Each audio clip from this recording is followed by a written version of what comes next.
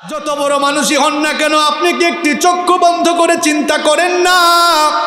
দুনিয়া থেকে কত মানুষ চলে গেল, সবাইকেই কিন্তু দামি কাপড় খুলে সাদা কাফন দিয়ে পেঁচায়া এরপরে মাটির তৈরি কবরের মধ্যে রেখে আসা হয়।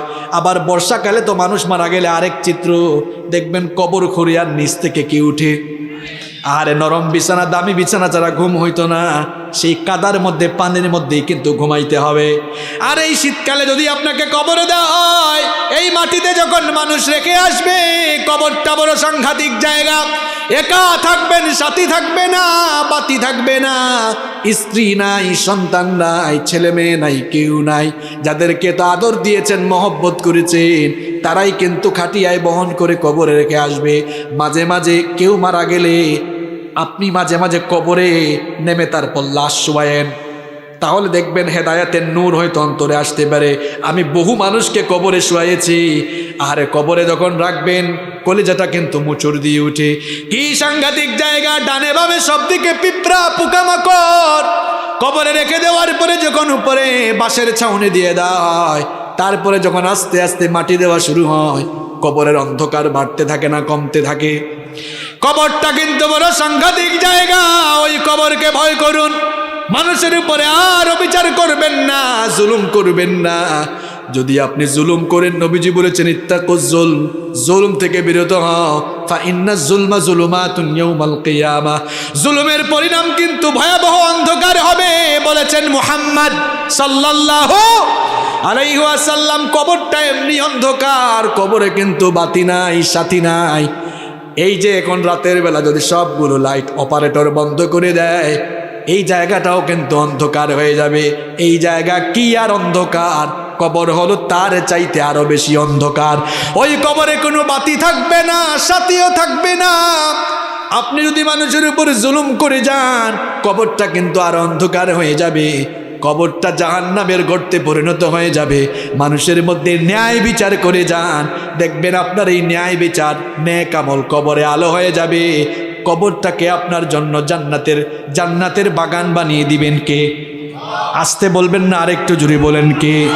এই জন্য আমরা মানুষের উপরে কখনো অবিচার করব, ন্যায়ের পথে চলবো, হক কথা বলবো। হক কথা এখন আমরা অনেক হুজুররাই বলতে পারি না। এক হুজুর চাকরি পাইছে নতুন মসজিদে, ঘটনা কি বলবো। এখন হুজুর খুব সুন্দর নোট করেছে, সুদের বিরুদ্ধে ওয়াজ করবে। সুদের বিরুদ্ধে ওয়াজ শুরু করছে, কিছুক্ষণ পর সভাপতি কাশি দিছে। হুজুর বুঝছে ওয়াজ কিন্তু কমন পড়ে গেছে, এখানে আর সুদের ওয়াজ হবে। শুরু করছে আবার সুদের ওয়াজ বদলাইয়া ঘুষের ওয়াজ। এবার সেক্রেটারি কাশি মারছে। হুজুর বুঝছে এই ওয়াজটাও কিন্তু কমন পড়ছে। এবার ঘুষের ওয়াজ বাদ দিয়া কয় আজকে চাঁদাবাজির ওয়াজ করবো, শুরু করছে চাঁদাবাজির ওয়াজ। কিছুক্ষণ পর ক্যাশিয়ার বলে, এখানেও দেখি উহু উহু শুরু হয়েছে, এরকম কাশি শুরু হয়েছে। হুজুর বলে ওয়া আখির দাওয়ানা আলহামদুলিল্লাহি রাব্বিল। এরকম অনেকে মসজিদ কমিটির লোকের ভয়ে হক কথা বলেন, আছে? আরে ভাই, আপনি যদি কারো ভয়ে হক কথা বলতে না পারেন, ইমামতির মতো ওই সম্মানের জায়গা ছেড়ে দিয়ে আপনি মাটি খেটে ভাত খান, এটা আপনার জন্য সম্মানের হবে।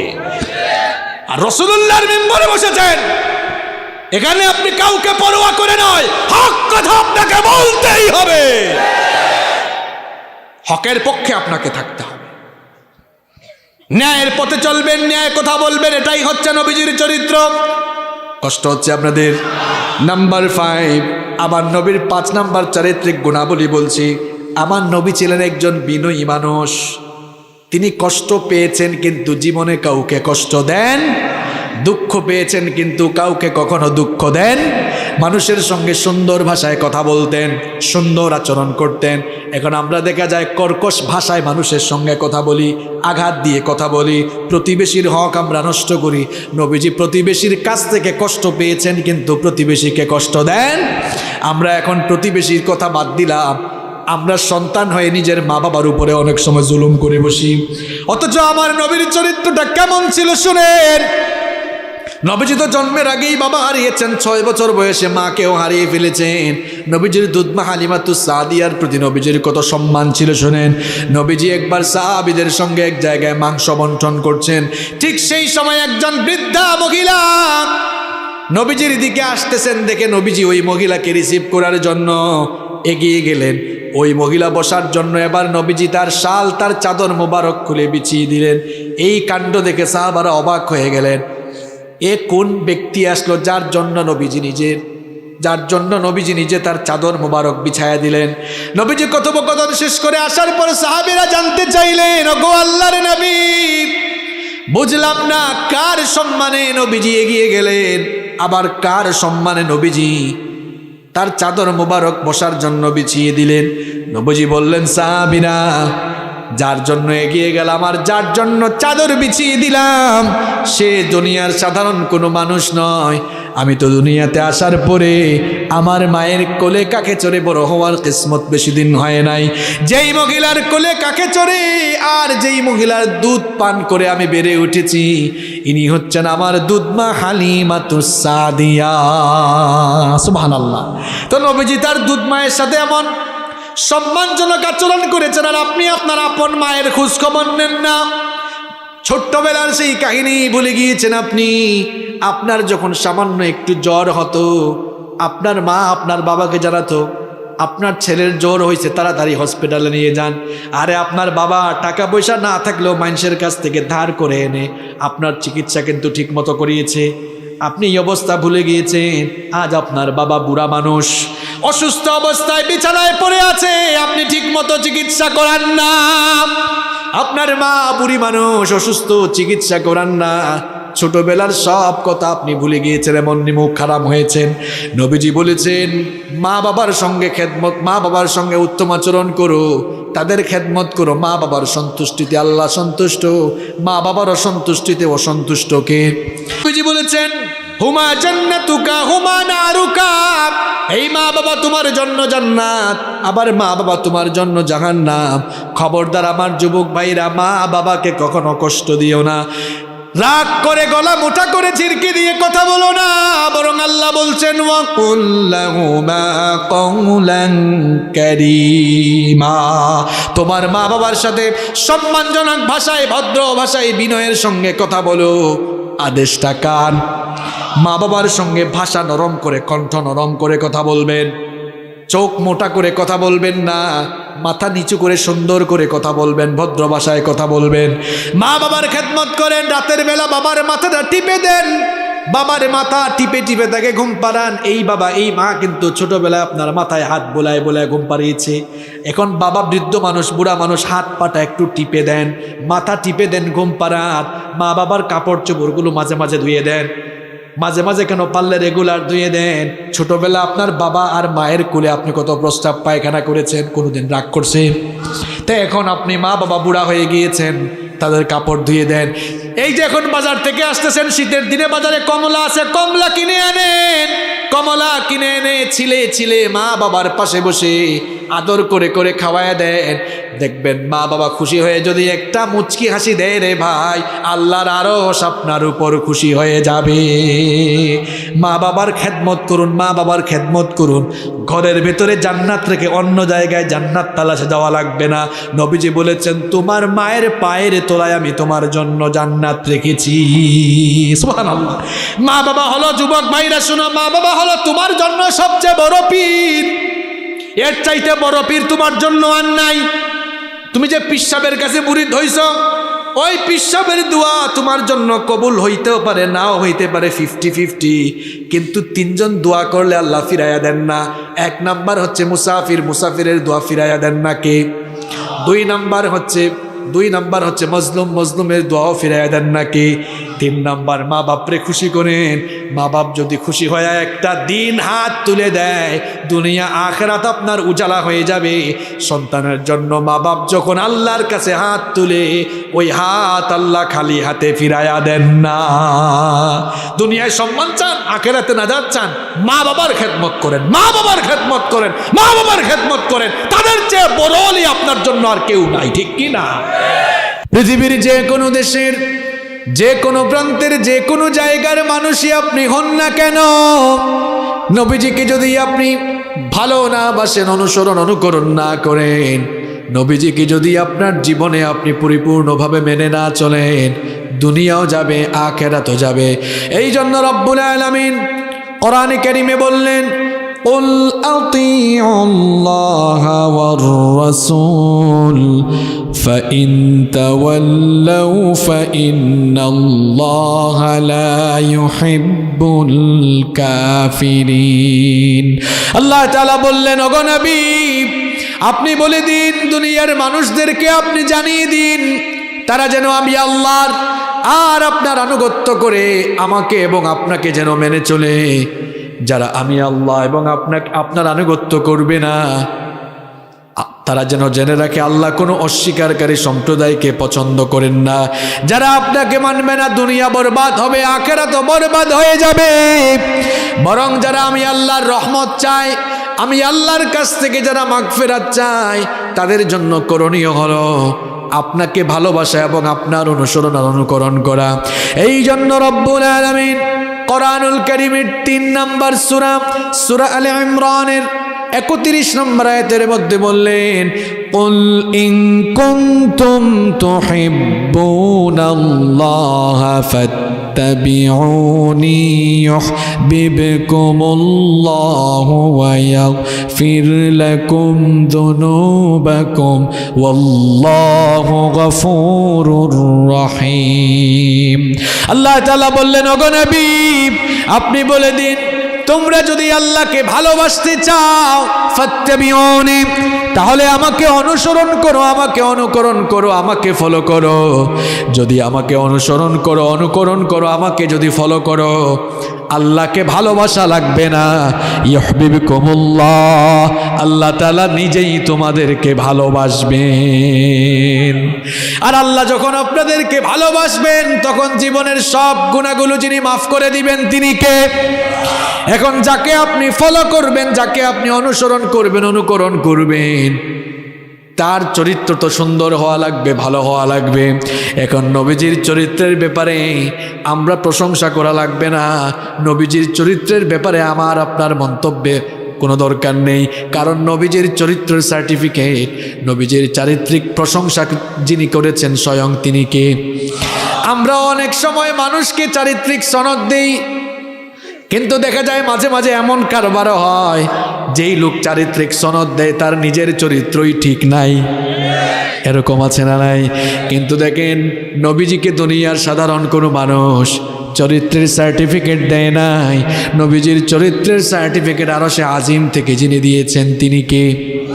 কোরআনুল কারীমের 68 নম্বর সূরাতুল কলামের 4 নম্বর আয়াতে রব্বুল আলামিন বললেন, ওয়া ইন্নাকা লাআলা খুলুকিন আযীম। আল্লাহ তাআলা বললেন, নিশ্চয়ই আপনি এক পুত পবিত্র সুমহান আদর্শের উপরে প্রতিষ্ঠিত। বলেন সুবহানাল্লাহ। এমন এক ক্যারেক্টার, এমন এক চরিত্র আমার নবীর। মানবীয় চরিত্রের এমন কোনো দিক বা বিভাগ নেই যেই দিক বা বিভাগের জন্য নবীজিকে ফলো করা যাবে না, এমন কোনো দিক বা বিভাগ নেই। বরং নবীজি হচ্ছেন মানবীয় গুণাবলী বরং নবীজি হচ্ছেন মানবীয় সমস্ত গুণাবলী সম্পন্ন। মানুষের জীবন পরিচালনার সকল দিক এবং বিভাগের জন্য তিনি হচ্ছেন অনুসরণীয় এবং অনুকরণীয় আদর্শ। এই জন্য রব্বুল আলামিন কোরআনুল কারীমের 33 নম্বর সূরাতুল আহজাবের 21 নম্বর আয়াতে বললেন, লাকাদ কানা লাকুম ফি রাসূলিল্লাহি উসওয়াতুন হাসানাতুন লিমান কানা ইয়ারজুল্লাহা ওয়াল ইয়াওমাল আখিরা ওয়া যাকারাল্লাহা কাসীরা। আল্লাহ তাআলা বলছেন, তোমাদের মধ্যে যারা আল্লাহ আর আখিরাতকে পাওয়ার আশা রাখে, তাদের জন্য আমার নবীর জীবনের ভেতরেই রয়েছে সর্বোত্তম আদর্শের নমুনা। সুবহানাল্লাহ। তিনি হচ্ছেন মানুষের সকল দিক এবং বিভাগের জন্য একমাত্র অনুসরণীয় এবং অনুকরণীয় আদর্শ। বলেন সুবহানাল্লাহ। নবী করিম সাল্লাল্লাহু আলাইহি ওয়াসাল্লামের জীবন সমুদ্র নিয়ে আলোচনা করে দুনিয়ার কোনো মানুষ শেষ করতে পারবে না। 1500 বছর আগ থেকেই নবীজির জীবনী নিয়ে আলোচনা হচ্ছে, চলবে, শেষ হয়ে গিয়েছে? শেষ হবে না। কারণ নবী করিম সাল্লাল্লাহু আলাইহি ওয়াসাল্লামের জীবনী এত হলো এক মহাসমুদ্র। এই মহাসমুদ্রের অতল তলদেশে অবগাহন করা দুনিয়ার কারো দ্বারা সম্ভব নয়। এজন্য নবী করিম সাল্লাল্লাহু আলাইহি ওয়াসাল্লামের গোটা জীবন নিয়ে এখানে এই ক্ষুদ্র সময়ে স্বল্প সময়ে আলোচনা করা সম্ভব নয়। কিন্তু আমার প্রিয় ভাইয়েরা, এটা যেহেতু কোরআনের মাহফিল আর কোরআন নাজিল হয়েছে নবীজির উপরে, অন্তত নবীজির কিছু চারিত্রিক গুণাবলী যদি আমরা জানতে পারি, যেগুলো আমাদের ব্যক্তি পরিবার সমাজ জীবনে কাজে লাগবে, এগুলো যদি অন্তত আমরা স্বল্প সময়ে জানতে পারি, আমার মনে হয় যে মাহফিলের আয়োজন সফল এবং সার্থক হবে এবং আমাদের এখানে আসা বসা উভয়টি সার্থক হবে, সফল হবে ইনশাআল্লাহ। তাহলে আজ আমরা নবী করিম সাল্লাল্লাহু আলাইহি ওয়াসাল্লামের জীবন সমুদ্র থেকে তার চারিত্রিক মাধুর্যতা থেকে আমরা আজ মাত্র 10টি গুণাবলী, নবীজির 10টি চারিত্রিক গুণাবলীর ব্যাপারে জানব। এমন 10টি চারিত্রিক গুণাবলীর ব্যাপারে জানব, এমন সুন্দর সুন্দর 10টি চারিত্রিক গুণাবলী আপনাদের সামনে তুলে ধরব, যেগুলো আমাদের ব্যক্তি পরিবার এবং সমাজ জীবন সুন্দরকরণে, আমাদের ব্যক্তি পরিবার সমাজ এগুলোকে সুন্দর করে সাজাবার কাজে লাগবে ইনশাআল্লাহ। তাহলে আজকে আমরা নবীজির কয়টা চারিত্রিক গুণাবলী নিয়ে আলোচনা করব? একটু পুরুষ মানুষের মতো আওয়াজ দিয়ে বলেন, কয়টা? বলেন 10টা। আলোচনা কিন্তু শুরু হয়ে গিয়েছে, মনে রাখতে হবে আপনাদের, শেষ পর্যন্ত মুখস্থ করতে পারবেন তো পয়েন্টগুলো ইনশাআল্লাহ। ইনশাআল্লাহ শুরু হয়ে গেল। নাম্বার 1, 1 নাম্বার, আমার নবী ছিলেন সর্বশ্রেষ্ঠ লজ্জাশীল নবী। সুবহানাল্লাহ পড়েন। পৃথিবীতে বিশ্ব মানবতার হেদায়েতের জন্য যত নবী রাসূল রব্বুল আলামিন পাঠিয়েছেন, সমস্ত নবী এবং রাসূলকে আল্লাহ তাআলা লজ্জাশীল বানিয়েছেন। আর সবচাইতে বেশি লজ্জাশীল যাকে আল্লাহ বানিয়েছেন তিনি হচ্ছেন আমাদের নবী মুহাম্মদ সাল্লাল্লাহু আলাইহি ওয়াসাল্লাম। আমাদের নবী কত লজ্জাশীল ছিলেন দেখেন। বুখারীর বর্ণনা, মুসলিম শরীফের বর্ণনা, আবু সাঈদ আল খুদরি রাদিয়াল্লাহু আনহু হাদিসটি বর্ণনা করেছেন। তিনি বলেছেন, কানা রাসূলুল্লাহ সাল্লাল্লাহু আলাইহি ওয়াসাল্লাম আশাদ্দ হায়াআম মিনাল আযরা'i ফি খিদরিহা। তিনি বলছেন নবী করিম সাল্লাল্লাহু আলাইহি ওয়াসাল্লাম এমন লজ্জাশীল ছিলেন, ঘরে থাকা কুমারী নারীর চাইতেও নবীজি আরো বেশি লজ্জাশীল ছিলেন। আরো আসতে বলেন সুবহানাল্লাহ। আপনি মনে করতে পারেন হুজুর আজকে লজ্জাশীলতার পয়েন্ট দিয়ে ওয়াজ শুরু করলো কেন শুরু করেছি? একটু পরেই আপনি বুঝবেন। তার আগে আপনি ভালো করে শোনেন, আমার আপনার নবী কেমন লজ্জাশীল ছিলেন। প্রথম হাদিস শোনালাম, ঘরে থাকা কুমারী নারীর চাইতেও লজ্জাশীল ছিলেন মুহাম্মদ সাল্লাল্লাহু আলাইহি ওয়াসাল্লাম। আবার আমার আপনার নবী ছোটবেলা থেকেই কত লজ্জাশীল ছিলেন শুনেন। নবীজির দুধমা হালিমাতুস সাদিয়া বলছেন, স্বাভাবিক অবস্থায় বাচ্চা শিশুরা ক্ষুধা পেলে কান্না করে, কিন্তু শিশু মুহাম্মদুর রাসূলুল্লাহ সাল্লাল্লাহু আলাইহি ওয়াসাল্লাম আমার কাছে যতদিন ছিলেন, আমার কাছে থেকে যতদিন তিনি দুগ্ধ পান করেছিলেন, ক্ষুধার যন্ত্রণায় তাকে কোনোদিন আমি কান্না করতে দেখি নাই। বরং যখনই তার সতর মুবারক থেকে কাপড় সরে যেত তখন তিনি কান্না করতেন। আবার আমি যখন গিয়ে সতরটা ঢেকে দিতাম সঙ্গে সঙ্গেই তিনি কান্না বন্ধ করে দিতেন। আমার আপনার নবী কত লজ্জাশীল শুনেন। আরেকটি হাদিস শুনেন, জাবের বিন আব্দুল্লাহ রাদিয়াল্লাহু আনহু বলেছেন, নবী করিম সাল্লাল্লাহু আলাইহি ওয়াসাল্লাম নবুয়ত পাওয়ার আগে কাবা ঘর রিকনস্ট্রাকশনের কাজে অংশ নিয়েছিলেন। কাবা ঘর পুনর্নির্মাণের কাজে তিনি পার্টিসিপেট করেছিলেন। সেই সময় নবীজির সঙ্গে নবীজির চাচা আব্বাস রাদিয়াল্লাহু আনহু পাথর ভাঙছিলেন, আর নবীজি পাথর কাঁধে বহন করে এগিয়ে যাচ্ছিলেন। নবীজির চাচা আব্বাস রাদিয়াল্লাহু আনহু বললেন, ভাতিজা, এই যে তুমি পাথর কাঁধের মধ্যে নিয়েছো, এই ধুলাবালিগুলো তোমার শরীরে লেগে শরীরটা ময়লা হয়ে যাবে। আর তুমি যে কাঁধের মধ্যে পাথর নিয়েছো, পাথরের দাগ তোমার কাঁধে পড়ে যেতে পারে। বাবারে, এক কাজ করো, তহবন্তা লুঙ্গিটা খুলে কাঁধে রাখো, তারপরে যদি তুমি পাথর বহন করো তাহলে তোমার গায়ে কোনো বালি পড়বে না এবং তোমার কাঁধের মধ্যেও কোনো দাগ পড়বে না। এই কথা শোনা মাত্রই নবীজি বললেন, চাচা গো, কি করে আমি আমার তহবন্দ খুলবো? আমি যদি আমার তহবন্দ খুলে ফেলি তাহলে তো আমার সতর প্রকাশিত হয়ে যাবে, আমার তো লজ্জা লাগবে, শরম লাগবে, আল্লাহর কসম আমি এই কাজ কখনো করতে পারবো না। আব্বাস রাদিয়াল্লাহু আনহু তার ভাতিজা আমাদের নবী মুহাম্মদুর রাসূলুল্লাহ বলেন সাল্লাল্লাহু আলাইহি ওয়াসাল্লামের প্রতি দয়া প্রবেশ হয়, তিনি যখনই তহবন্দটা খুলতে যাবেন নবীজি সঙ্গে সঙ্গে বেহুশ হয়ে গেলেন। যখন তার হুঁশ ফিরে আসলো, হুঁশ ফেরা মাত্রই নবীজি বললেন, আমার তহবন্দ কোথায়, তহবন্দ কোথায়? যখন দেখলেন তার তহবন্দ ঠিকঠাক আছে তখন তিনি স্থির থাকলেন। এই ছিল আমার আপনার নবীর লজ্জাশীলতা। আপনি বলবেন, হুজুর আজকে ওয়াজ শুরু করলেন লজ্জা শরম দিয়া কেন? এর কারণ হলো আল হায়া শুবাতুম মিনাল ঈমান।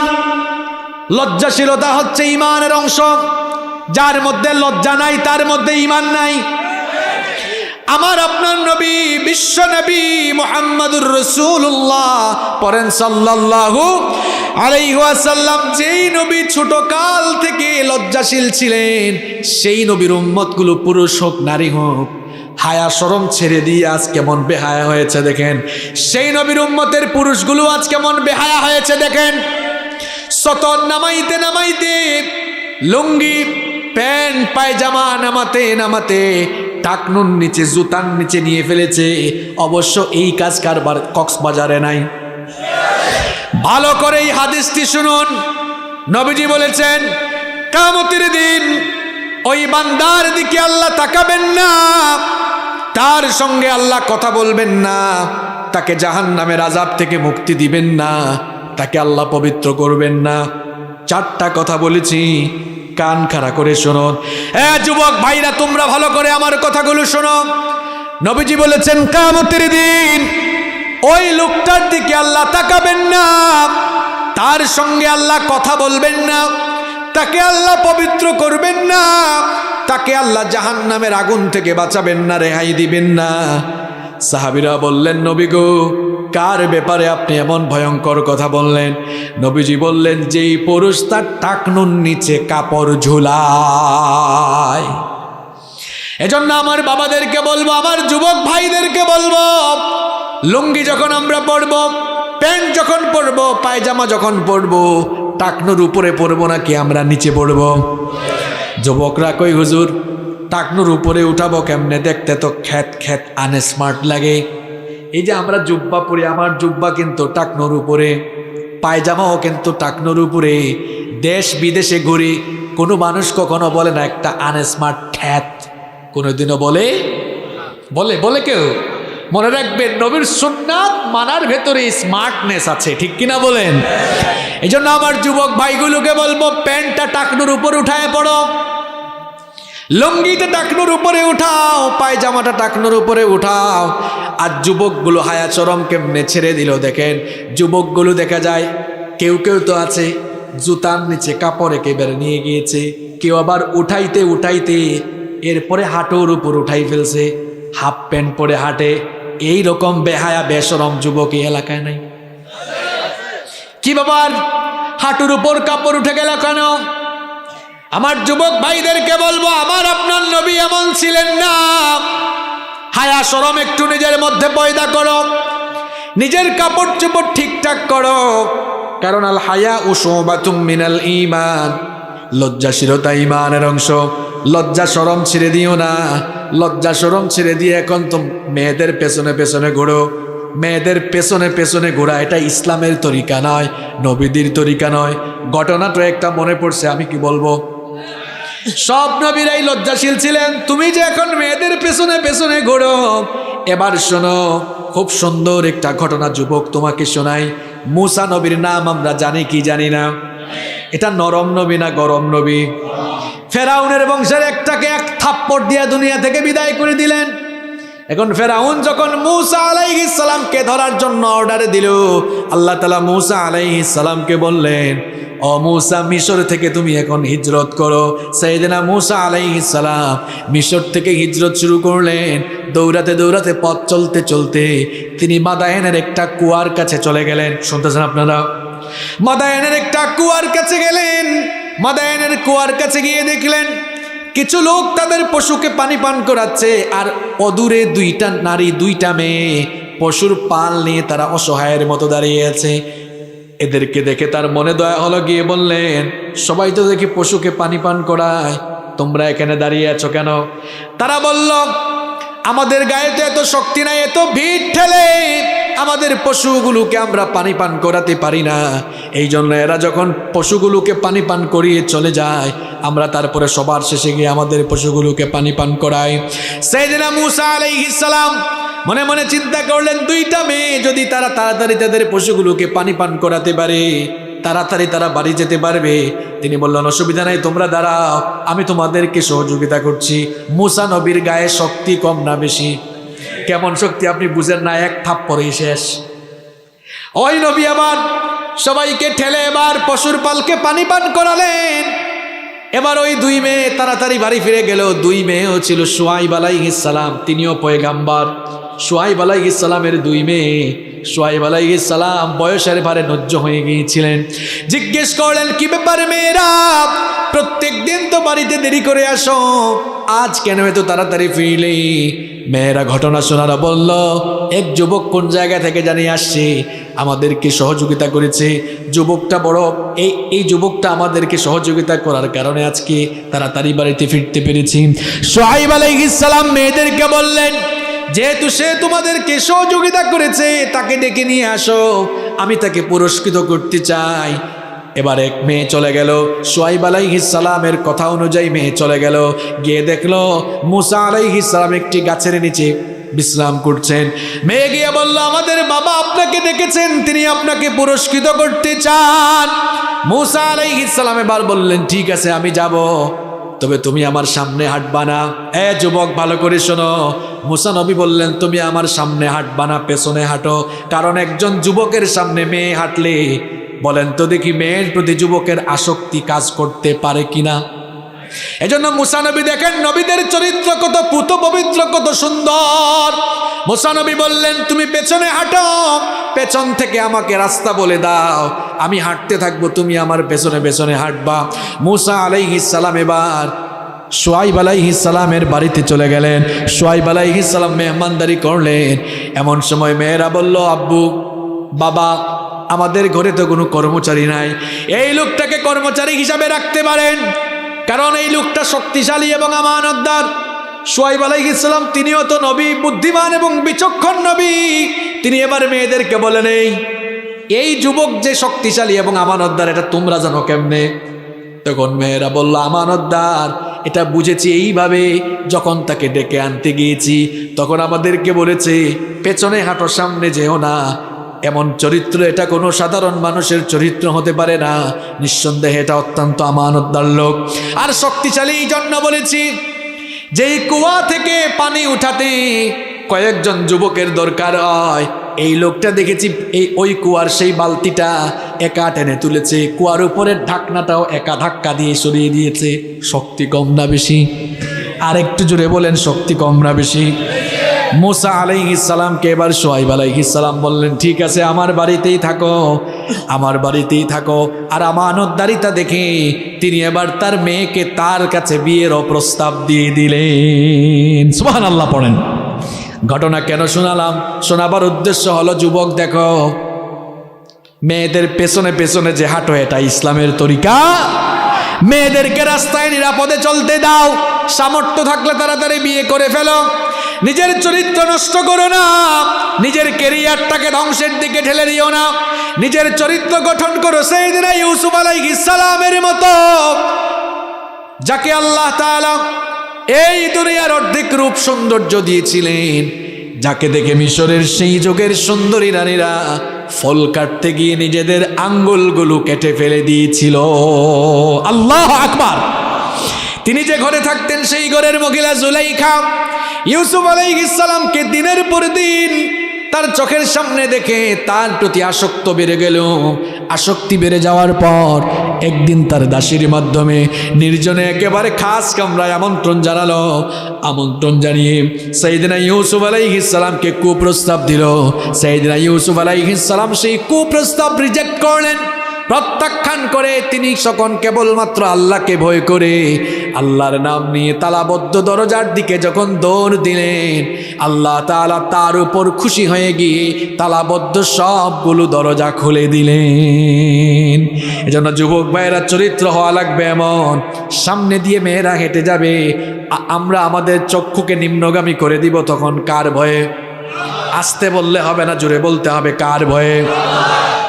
এই বয়সে যদি নিজের চরিত্রের হেফাজত করতে পারে যুবক, বুখারীর হাদিস শোনাচ্ছি, নবীজি বলেছেন মাইয়াতমাল্লি মা বাইনা লাহিয়াইহি ওয়া রিজলাইহি আতমানু লাহুল জান্নাহ। নবীজি বলেছেন যেই ব্যক্তি তার দু চোয়ালের মধ্যবর্তী জায়গা অর্থাৎ জিহবা এবং দু উরুর মধ্যবর্তী জায়গা অর্থাৎ লজ্জাস্থান, যেই ব্যক্তি তার লজ্জাস্থানের সতীত্বের অর্থাৎ চরিত্রের জিম্মাদারি গ্রহণ করবে, নবীজি বলেছেন কাল কিয়ামতের দিন আমি তার জন্য নিজেই জান্নাতের জিম্মাদার হয়ে যাব। এই জন্য লজ্জাশীলতাকে নিজের সঙ্গে বানাতে হবে, লজ্জাশীল হয়ে দুনিয়ায় চলতে হবে। রাজি আছেন? মহিলা প্যান্ডেলে তো মনে হয় আছে না? আমার মা বোনরাও আজ হায়া শরম ছেড়ে দিয়া বুরখা ছেড়ে দিয়েছে। বুরখা ছেড়ে দিয়া দেখা যাচ্ছে খালি, এবার দেখা যাচ্ছে বুরখা ছাড়া ঘর থেকে বের হয়েছে। পর্দার এই বিধানটা মোল্লার না আল্লাহর? আসতে বললে হবে না, পর্দার বিধানটা মোল্লার দেওয়া না আল্লাহর দেওয়া? আল্লাহ বলেছেন নারীরা বুরখা পরিধান করে এমন একটা ওড়না গায়ে দিবে যা তার চেহারাকে আবৃত করে দিয়ে বক্ষদেশ পর্যন্ত আবৃত করে দিবে, এই বিধানটা কার? কিন্তু নারীরা এখন বুরখা ছেড়ে দিয়েছে। আবার কেউ কেউ বুরখা পরিধান করলেও টাইট ফিট বুরখা, আকর্ষণীয় বিভিন্ন কালারের বুরখা পরে আছে না নাই? এখন বুরখার বিধান পর্দার বিধান হয়েছে সৌন্দর্য ঢেকে রাখার জন্য। বুরখাই যদি সৌন্দর্যের কারণ বা অ্যাট্রাকশনের কারণ হয়ে দাঁড়ায়, এই বুরখা আর পরার কি দরকার? আপনারাও তো অনেক সময় আপনাদের ঘরের বউকে, মা বোনকে পর্দা করান না, বুরখা পরান না, আছে না নাই? এই কক্সবাজারে এগুলা নাই। এক ভাই তার বউকে বুরখা টুরখা ছাড়া নিয়ে বের হয়েছে। ছোট ভাই একটা কয়, ভাইয়া ভাবিকে এমনি নিয়ে বের হয়েছেন কেন, বুরখা টুরখা নাই? কয় তোর ভাবি কত সুন্দর এটা আমি না জানি, এলাকার মানুষ তো জানে না, এলাকার মানুষের একটা হক আছে না? নিজের বউয়ে সব কিছু এলাকার মানুষ দেখায়া, এলাকার মানুষের হক এরকম কক্সবাজার এই এলাকায় আদায় টাদায় করে কেউ? হ্যাঁ, করে না। এরপরে অনেকে আবার নিজের বউয়ের ফটো ফেসবুকে আপলোড মারে। এমন কারবারে কি এই ঝিলংজা ইউনিয়নে আছে নাকি? আমরা কোরআন হাদিস দিয়ে এদেরকে বহু ওয়াজ করলাম। এই জন্য আমি বলি যেমন কুকুর তেমন মুগুর দরকার। কোরআন হাদিস দিয়ে ওয়াজ করলাম, পাগলা বুঝলো না। এই পাগলারে কেমনে বুঝাইতে হয় ওষুধ কিন্তু আমার কাছে আছে, বলবো বলেন তো দেখি, বউ পার্সোনাল না পাবলিক? আচ্ছা বাংলায় বলি, বউ কি ব্যক্তিগত সম্পদ না জনগণের সম্পদ? আচ্ছা ফেসবুকটা কি নিজের ব্যক্তিগত সাইট না পাবলিক সাইট? তো নিজের পার্সোনাল জিনিসটাকে পাবলিক সাইটে আপলোড দেয় তারা, নিজের বউকে জনগণের সম্পদ বানাইছে যারা। বেহায়া, বেশরম, নির্লজ্জ কোথাকার, আত্মসম্মান বোধ আর পার্সোনালিটি বলতে তার মাঝে কিছুই নাই। ফেসবুকে আপলোড দিয়েছে বউয়ের পিক, মানুষে কমেন্ট করে ওয়াও, ভাবিকে হ্যাপি লাগতেছে। এ কমেন্টের রিপ্লাইও আরে গাধা কয় থ্যাংক ইউ। আরেকজন কয় ওয়াও, ভাবিকে জোশ লাগতেছে। এ গাধা, কার জোশ কে খায় রে? এরকম আছে? আপনার বউয়ের সৌন্দর্য অনলি ফর ইউ, এটা আপনার জন্য, যেভাবে ইচ্ছা সেভাবে দেখেন, অসুবিধা আছে? আমার ইসলামটা কত পবিত্র, কত সুন্দর।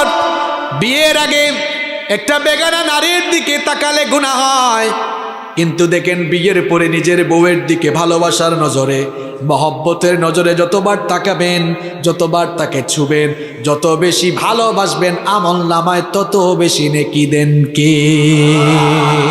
এই জন্য বলেছি যুবক, সামর্থ্য থাকলে বিয়ে করো, না থাকলে রোজা রেখে তৌফিক কামনা করতে হবে কার কাছে?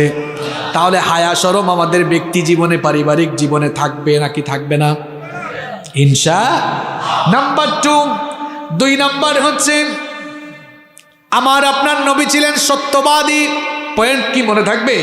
1 নাম্বার কি বলছি? লজ্জাশীল হবেন তো সবাই। পুরুষ মানুষ যারা এখানে, যুবক ছেলেরা, যে কাটিং এর চুল তোমরা রাখো, এখন চুল রাখতে রাখতে আবার মহিলার মতো বানাইছে, পেছন থেকে বোঝাও যায় না এটা আপু না ভাইয়া, সামনে আসলে বোঝা যায়। আছে এরকম? আবার এখন দেখলাম যুবকরা কাটিং করে চুল রাখে, কোনো দিকেই চুল নাই, মাঝখানে চুল, দেখলে মনে হয় পাখির বাসা বানাইছে চুলের মধ্যে। এরকম আছে? একটু ভদ্রভাবে চুল রাখো, সুন্দরভাবে রাখো। আবার অনেকে এখন কি নেইমার না নাইমার, নাম কি জানি, নেইমার কাটিং, মাসি কাটিং, মাসি না মেসি, মেসি, এইসব কাটিং চুল রাখে। আবার অনেকে দেখলাম চুল রেখে এরকম মানে কি বলে ভেড়ার মতো কি জানি আবার লাগায়, মানে চুলগুলো কেমন করে ফেলে। অনেকে আবার এদিকে টান মারে, ওইদিকে টান মারে, এমন কাটিং মনে এই অঞ্চলে নাই। কিরে এত বেহায়া হইছো কেন? এটা কোন জাতের চুল রাখো? আর মেয়েরাও হায়া শরম ছেড়ে দিয়া এখন, ইসলামের বিধান তো নাই এখন। এই যে ব্রু প্লাক করে, আছে? ব্রু না দিলে তো আপনাকে দেখতে শিলামুরগি লাগতো। ব্রু আল্লাহ তাআলা দিয়েছেন সৌন্দর্য বর্ধনের জন্য, এটাকে আপনি ছাসেন কেন? ব্রু প্লাক করাকে হারাম করে দিয়েছেন কে? এটা করতে যাবেন না। আমরা ইসলাম মানবো, ইসলাম মানার ভেতরেই কল্যাণ আছে না নাই? 2 নাম্বার আমার আপনার নবী ছিলেন সত্যবাদী নবী। কিন্তু আপনি ডেইলি কয়টা যে মিথ্যা বলেন, খাতায় হিসাব করলে খাতা ভরে যাবে। কিন্তু আমার আপনার নবী এমন নবী ছিলেন, খুব মন দিয়ে আমার কথা শোনেন, 63 বছরের জীবনে নবীর জবান থেকে একটা মিথ্যা কথা বের হয় না। আমরা এখন সারাদিন মিথ্যা বলি, কম না বেশি? খুব ভালো মানুষ আপনারা স্বীকারও করছেন। এখন বলেন তো, মিথ্যা বলা এটা কি নবীজির চরিত্রের সাথে মানায় নাকি? এটা নবীর উম্মতের সাথে মানায় নাকি? মিথ্যা বলা জায়েজ? মিথ্যা বলা যাবে নাকি বলেন? মিথ্যা বলার কিছু কুফল আপনাদেরকে শোনাই, মিথ্যা বলার কিছু কুফল আপনাদেরকে শোনাই। আমি যদি আপনাদেরকে বলি, বলেন তো কার মুখে দুর্গন্ধ সবচাইতে বেশি? এক জায়গায় মাহফিলে এই প্রশ্ন করেছিলাম, একজন কয় হুজুর ম্যাজিক দিয়া যে দাঁত ব্রাশ করে না তার মুখে দুর্গন্ধ বেশি। আমি কইলাম কি, আপনি কি ম্যাজিক কোম্পানিতে চাকরি করেন নাকি? বলে সেন্সোডাইনার ক্লোজ আপ রিদুস করলো। তা আমরা মনে করি যে দাঁত ব্রাশ করে না তার মুখে দুর্গন্ধ বেশি। আর নবীজি বলেছেন, কেউ যখন মিথ্যা বলে তার মিথ্যা কথার দুর্গন্ধে রহমতের ফেরেশতা তার দৃষ্টি সীমানার বাইরে চলে যায়। তাহলে বলেন তো দেখি, মিথ্যা বললে যেহেতু রহমতের ফেরেশতা সাথে থাকে না, তাহলে তখন সঙ্গী হয় কে? বুঝে শুনে বলেন, সঙ্গী হয় কে? তাহলে মিথ্যা বলে যারা শয়তানের ফ্রেন্ড, তারা, কথা কি ভুল বলছি? তাহলে মিথ্যাবাদী যারা শয়তানের ফ্রেন্ড, আরেকটু জোরে বলেন।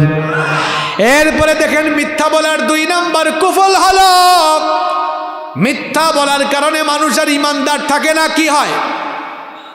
না না, উত্তর কিন্তু হয় নাই। বেঈমান না বলেন, মিথ্যা বলার কারণে মানুষ কি হয়? দেখি কে বলতে পারে না? এই তো, এই দেখছেন ইয়াং ছেলে একটা বলে ফেলছে। কি আপনারা কি করেন? মিথ্যা বললে মানুষ কিন্তু খুব সাংঘাতিক একটা ডেজিগনেশন পেয়ে যায়, যেই ডেজিগনেশনের নাম হচ্ছে মুনাফিক। আপনি বলবেন হুজুর মুনাফিক হইলে আর কি? মুনাফিকটা কি জিনিস আপনি আগে বুঝেন। দুনিয়ায় 800 কোটির বেশি মানুষ আছে। আল্লাহর কোরআন পৃথিবীর সব মানুষকে 4 ভাগে ভাগ করছে। জোরে বলেন কয় ভাগ? 1 নাম্বার মুমিন, 2 নাম্বার মুশরিক, 3 নাম্বার মুলহিদ মানে নাস্তিক, 4 নাম্বার হলো মুনাফিক। মনে আছে আপনাদের? 1 নাম্বার মুমিন। প্রশ্ন হলো মুমিন কারা? ঈমান এনেছে যারা জান্নাতে যাবে, তাহলে মুমিন যারা জান্নাতে যাবে। 2 নাম্বার মুশরিক। মুশরিক কারা? আল্লাহর সঙ্গে শিরক করে যারা জাহান্নামে যাবে, তাহলে 2 নাম্বার মুশরিক যারা জাহান্নামে যাবে। 3 নাম্বার মুলহিদ মানে কি বলছিলাম? নাস্তিক। নাস্তিক যেগুলো গেলা মাইন্সের জাত না, এগুলা মাইন্সের কোনো জাত। আপনি বলুন হুজুর এটা কেমন কথা বললেন? এটা আমি বলি নাই তো, এরা যে মাইন্সের জাত না এটা আল্লাহই বলেছেন। আল্লাহ বলেছেন উলাইকা কাল আনআম, এরা পশুর জাত। আল্লাহ বলছেন না, এরা আরো খারাপ, বাল হুম আদল, এর চাইতেও আরো নিকৃষ্ট। নাস্তিক কারা? স্রষ্টায় বিশ্বাস করে না, তারা কয় দেয়ার ইজ নো গড, স্রষ্টা বলতে কেউ। তারা যদি বলেন এই কথা বললি কেন, কয় থাকলে তো দেখতাম। আনসিন ইজ নাথিং, যা দেখা যায় না তা বিশ্বাস করা যায় না। ওই যে বললাম যেমন কুকুর তেমন কি দরকার, মুগুর দরকার। তারাই বলবেন এই তোর বাপ তোরে জন্ম দিয়েছে এটা তুই দেখছ? হয়েছে নি প্রশ্ন? তোর বাপ তোরে জন্ম দিয়েছে এটা তুই দেখছ? নিজের চোখে দেখছ? নিশ্চয়ই বলবে না। তো তোর দাবি যা দেখা যায় না তা যদি বিশ্বাস করা না যায়, তোর বাপ তোরে জন্ম দিয়েছে এটা তুই তুই দেখোস নাই, তুই মনে হয় একটা বেজন্মার যাত্রী। আর এরকম বেজন্মার জাত যারা, অমানুষের জাত যারা স্রষ্টায় বিশ্বাস করে না, তারা নাস্তিক যারা জাহান্নামে যাবে। আমি বলেছিলাম কোরআনের ভাষায় মানুষ কয় প্রকার? এক নাম্বার, আপনাদেরকে বলা লাগবে, এক নাম্বার মুমিন যারা জান্নাতে যাবে তারা। দুই নাম্বার মুশরিক যারা কোথায় যাবে তারা। এদেরকে জাহান্নামী আমরা বানাইছি না আল্লাহ বানিয়েছেন। তিন নাম্বার নাস্তিক যারা। চার নাম্বার বাকি রইল কোনটা? এবার বলেন মুনাফিক যারা। হ্যাঁ না না, উত্তর কিন্তু হয় নাই। এই জন্য বলছি হুজুর মিথ্যা বলে মুনাফিক হইলে আর কি আছে, কি হবে এই বুঝেন কি হবে? বলেন মুনাফিক যারা কোথায় যাবে তারা। না না হয় নাই। ইয়েস, এই যে কে বলছে এটা? হাত তোলেন একটু। বাপ রে বাপ, কি সুন্দর চেহারা, মাশাআল্লাহ মাশাআল্লাহ। দেখছেন উত্তর সঠিক দিয়েছে। মুনাফিক যারা জাহান্নামে নয়, জাহান্নামের তলায় যাবে তারা। আপনাকে ঠিকঠাক একুরেট করে বলতে হবে, সলিড কথা বলতে হবে। মুনাফিক কিন্তু কাফেরের চেয়ে আরো নিকৃষ্ট, আরো খারাপ। পৃথিবীর কয়েকটা কুখ্যাত কাফেরের নাম আমরা জানি, যেমন নমরুদ, ফেরাউন, আবু জাহাল, আবু লাহাব, উতবা, শাইবা, হামান, শাদ্দাদ, কারুন। কুখ্যাত না বিখ্যাত কাফের? আর একটু জোরে বলেন। এই কুখ্যাত কাফেরগুলো যাবে জাহান্নামের উপরের তলায়, আর মুনাফিক যারা এই মুনাফিকগুলো যাবে জাহান্নামের নিচের তলায়। কথাটা মোল্লার না আল্লাহর? আল্লাহ বলেছেন ইন্নাল মুনাফিকিনা ফিদ দারকিল আসফালি মিনান নার। নিশ্চয়ই মুনাফিকরা জাহান্নামের তলায় থাকবে, আর কাফেরগুলো জাহান্নামের উপরে থাকবে। যদি বুঝে থাকেন বলেন তো দেখে, তুলনামূলকভাবে কাফেরের চেয়ে মুনাফিক ভালো না খারাপ? আরো জোরে বলেন, ভালো না খারাপ? মুনাফিকগুলোকে কিন্তু চেনাও যায় না। কেউ যদি কই হুজুর, ও হুজুর হিন্দু দেখবো, কোথায় যাব? আমি বলবো ভারতে একটা সফর দিয়া দেখেন, ডানে বামে চতুর্দিকে হিন্দু পাবেন, কোটি কোটি হিন্দু সেখানে আছে না নাই? কেউ দেখতে চায়, আমি বলবো মিয়ানমারে যান, চীনে যান। কেউ যদি কই হুজুর খ্রিস্টান দেখবো, আমি বলবো আমেরিকা, ইংল্যান্ডে যান। কেউ যদি বলে হুজুর ইহুদি দেখবো, বলবো ইসরায়েলে যান। কেউ যদি কয় হুজুর মুনাফিক দেখতাম, কই যাইতাম? না না, উত্তর কিন্তু অ্যাকুরেট করে দেওয়া লাগবে। উত্তর হলো যেই সমাজে যেই জায়গায় মুসলমান আছে, সেই সমাজে মুসলমানের বেশে মুনাফিক লুকায়া আছে। মুনাফিক কিন্তু এই প্যান্ডেলের ভিতরও থাকতে পারে। মুনাফিক কিন্তু চেনা যায় না, টুপিও লাগায়, দাড়িও রাখে, জুব্বা পরে, পাঞ্জাবি পরে, সুযোগ পাইলে ইসলাম আবার জবাই করে। মুনাফিক কিন্তু দাড়ি রাখে, টুপি পরে, ইসলামের পক্ষে কথা বলে, আবার মাহফিল বন্ধের জন্য চেষ্টাও করে। মুনাফিক যেই দিকে বৃষ্টি ওই দিকে ছাতা ধরে। মুনাফিক বৃষ্টি যেদিকে ছাতাও ধরে সেই দিকে, এই দিকে থাকে ওই দিকেও থাকে। এইটা ইমানদার না মুনাফিক? মুনাফিক চেনা কিন্তু বড় মুশকিল। দিনের বেলা দেখবেন মাদক বিরোধী সমাবেশের প্রধান অতিথি, রাতের বেলা আবার দেখবেন মাদক কারবারিদের সঙ্গে বাঘ বসাবার চেয়ারপারসন, সভাপতি। এটারে আপনি কেমনে চিনবেন? হে এদিকেও থাকে ওইদিকেও। এখন মুনাফিক কিন্তু চেনা যায় না।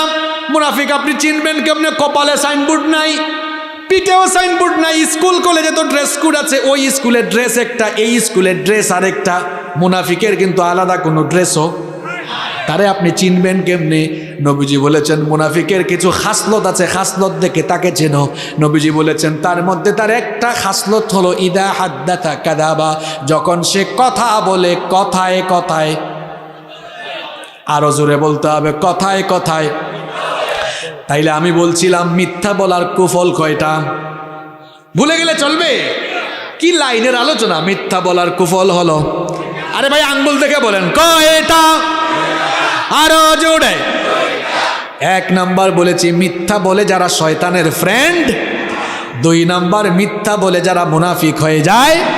আপনি বলবেন হুজুর মুনাফিক হইলে কি হয়েছে? কি হয়েছে শুনেন, আপনার চেয়ে নমরুদ ভালো, আপনার চেয়ে ফেরাউন ভালো, কারণ সে তো জাহান্নামের উপরে, আর আপনি যদি মুনাফিক হয়ে মারা যান জাহান্নামের নিচে যাবেন। করোনা ভাইরাস, এটার চেয়ে মারাত্মক ভাইরাস হলো মুনাফিকি ভাইরাস। আপনি বলবেন হুজুর এই কথা বললেন কেন? আপনারা বলেন তো দেখি, করোনা ভাইরাসে আক্রান্ত হয়ে মারা গেলে কেউ জাহান্নামে যাবে এমন কথা কোরআন হাদিসের কোথাও আছে নাকি? কিন্তু মুনাফিকি ভাইরাসটা করোনা ভাইরাসের চাইতে আরো মারাত্মক ভাইরাস। আল্লাহ বলেছেন নবী গো আপনি জানিয়ে দেন, বাশশিরিল মুনাফিকিনা বিআন্না লাহুম আযাবান আলীমা। নবীজি বলেছেন, আল্লাহ বলেছেন নবী গো মুনাফিকি ভাইরাস নিয়ে আক্রান্ত হয়ে মারা যায় যারা, জাহান্নামের সুসংবাদ পাবে তারা, এদেরকে জাহান্নামের সুসংবাদ দেন। তাহলে বলেন তো মিথ্যা বললে মানুষ কি হয়? আরো জোরে, আরো জোরে। আজকাল কে আর মিথ্যা বলবেন নাকি? মিথ্যা আপনারা বলেননি। ফোন আসছে, কয় দোস্ত তুই কোথায়? আছে কক্সবাজার, সে কয় আমি আছি টেকনাফ। আছে না নাই? দেখবেন আপনাদের কক্সবাজার থেকে অনেক ধরনের বাস যায়, স্লিপার কোচ আছে না? এক পাগলা জীবনে কোনো দিন স্লিপার কোচ, ভলভো স্লিপার কোচে উঠে নাই। উঠার পরে উঠছে, এই যে দেখেন না সুবহানাল্লাহ গ্রিন লাইনের কিছু বাস যায় 2 তলা, উঠছে উপরের তলায় শীত হয়ে শুয়ে আছে স্লিপার কোচ। উঠে লাগতেছে একটু বিমান বিমান ভাব, কারণ উপরে উঠছে তো দেখতেছে একটু বিমান বিমান লাগে। দোস্ত একটা কল দিছে, কিরে দোস্ত কই? আমি বিমানে আছি। যেই দোস্ত কল দিছে হে কিন্তু বিমান চড়ছে, বিমানের অভিজ্ঞতা আছে। কয় পাগলা, বিমানের ভিতরে তো নেট থাকে না রে, তো নেট তুই পাইলি কেমনে? মিথ্যা বললে মুনাফিকও হবেন, অন্যদিকে বেইজ্জত হওয়ারও সম্ভাবনা আছে না নাই? এই যে আপনারা হাসতেছেন, ঘরের ভিতরে এখন কিন্তু মিথ্যার ছড়াছড়ি আছে না নাই? গল্প কিন্তু আরেকটা মনে পড়ছে, বলবো। এক বাপ ঘরের ভিতর ঢুকছে, ঢুকে দেখে তার ছেলে খাতায় যেন কি লিখে। কয় বাবারে খাতার মধ্যে তুমি কি লিখো? দেখি তোমার হাতের লেখা কেমন। হাতে নিয়ে দেখে খাতায় কিন্তু ছেলের হাতের লেখা খুব একটা ভালো না। কয় তোমার বাপ আমি, আমার হাতের লেখা কত সুন্দর, আমার ছেলে তুমি, তোমার হাতের লেখা সুন্দর না কেন? আমি একটু লিখে দিই, আমার হাতের লেখা দেখে দেখে প্র্যাকটিস করো, হ্যান্ডরাইটিং ঠিক করো। বাপ এবার লিখেছে সত্য মানুষকে মুক্তি দেয়, মিথ্যা মানুষকে ধ্বংস করে লিখে দিয়ে বলছে বাবা যাও খাতা দেখে দেখে প্র্যাকটিস করো, হাতের লেখা সুন্দর করো। ছেলে এবার টেবিলে বসে বসে লিখতেছে, এমন সময় দরজায় কলিং বেল। এবার দরজার ফাঁক দিয়ে দেখে হায় হায় আব্দুল সালাম ভাই আসছে, টাকা পায় 10,000। কয় হাজার? ছেলের কাছে এসে বলে আব্বু, বাবা যাও দরজা খুলে দিয়ে বলো, আস্তে করে বলো আব্বু বাসায় নেই। বাপ যেমন পাকনা, পাকনার ঘরে আরেকটা হয়েছে ছেলেও পাকনা। তো সেও বলে আব্বু এটা কি খাতায় না লিখেছেন, সত্য মানুষকে মুক্তি দেয়, মিথ্যা মানুষকে ধ্বংস করে, এখন আমারে দিয়া মিথ্যা বলান কেন? কয় বাবারে খাতার লেখা খাতায় থাকুক, এখন তুই মিথ্যা বলে আগে আমারে নাজাত দে। এই রকম মনে হয় নাই? আপনি আপনার ছেলে মেয়ের সামনে মিথ্যা বললে আপনার ছেলে মেয়ে আপনার কাছ থেকে কিন্তু ওই মিথ্যাটা শিখবে। এজন্য খবরদার ছেলে মেয়ের সামনেও মিথ্যা বলবেন না। আমি নবীজির কথা বলছিলাম, আমার নবীর 2 নম্বর চারিত্রিক গুণাবলী বলছিলাম। এমন নবীর উম্মত আমরা, যেই নবীর জবান থেকে জীবনে কোনোদিন একটা মিথ্যা কথা বের হয় নাই, মুসলমানরা আর কি বলবে, কাফেররা পর্যন্ত সাক্ষ্য দিয়েছে মুহাম্মদকে আমরা জীবনে কোনোদিন মিথ্যা বলতে শুনি না। বলেন ওই নবীর উম্মত হিসাবে আমরা মিথ্যা বলা যাবে নাকি? মিথ্যা কারা কারা এখন থেকে বলবেন? হাত তুলেন। বোঝা যাচ্ছে মনোযোগ আছে। এখন থেকে সত্য কথা বলবো, সত্য পথে চলবো, রাজি আছেন? আল্লাহ তৌফিক দান করুন। কষ্ট হচ্ছে আপনাদের? শেষ করে দিব। এবার শুনেন, নবীজির 3 নম্বর চারিত্রিক গুণাবলীর কথা বলি। আমার নবী ছিলেন সবচাইতে শ্রেষ্ঠ আমানতদার। আমানতের খেয়ানত এখন আমাদের সমাজে কম। আরো আসতে বলেন। আমার নবী কেমন আমানতদার ছিলেন শুনেন, খুব ভালো করে শুনেন। ঘটনা কিন্তু আরেকটা মনে পড়ছে। নবী করিম সাল্লাল্লাহু আলাইহি ওয়াসাল্লাম আল্লাহর দ্বীনের দাওয়াত দিলেন। কাফের মুশরিকরা নবীদের দাওয়াতের বিরোধী হয়ে দাঁড়ালো। নবীদের দাওয়াতকে বাধাগ্রস্ত করার জন্য বিভিন্ন অপকৌশল তারা গ্রহণ করলো। শেষ পর্যন্ত আমার নবীকে তারা প্রাণে মেরে ফেলার জন্য প্রস্তুতি নিল। রব্বুল আলামিন তখন তার নবীকে মক্কা থেকে মদিনায় হিজরতের জন্য আদেশ দিলেন। নবীজি হিজরতের রাতে যখন মক্কা ছেড়ে চলে যাবেন, তার চাচাতো ভাই নবীজির সাহাবী আলী রাদিয়াল্লাহু আনহুকে ডাকলেন। ডেকে বললেন, ও আলী, আমার বিছানায় তুমি শুয়ে থাকো। কাফেররা তাহলে মনে করবে আমি ঘরে আছি, আর এই সুযোগে আমি রাতে রাতে মক্কা ত্যাগ করতে পারবো। আর আলী গো, তোমার কাছে আমি একটা দায়িত্ব দিতে চাই, সেই দায়িত্ব তুমি সঠিকভাবে পালন করতে পারবে নাকি বলো? আলী রাদিয়াল্লাহু আনহু তখন বললেন, ওগো আল্লাহর নবী, কোন দায়িত্ব আমাকে বলেন। সেই দায়িত্ব পালনের জন্য আমি আমার জীবনটাকে বিলিয়ে দিতেও রাজি। নবীজি তখন বললেন, আলী গো, এই কাফের মুশরিকটা তো আমাকে প্রাণে মেরে ফেলার জন্য প্রস্তুতি নিচ্ছে, এদের কারণেই তো আমি মক্কা থেকে চলে যাচ্ছি। কিন্তু এদেরই কারো কারো টাকা পয়সা, সোনা দানা, ধন সম্পদ আমার কাছে গচ্ছিত রাখা, আমানত রাখা।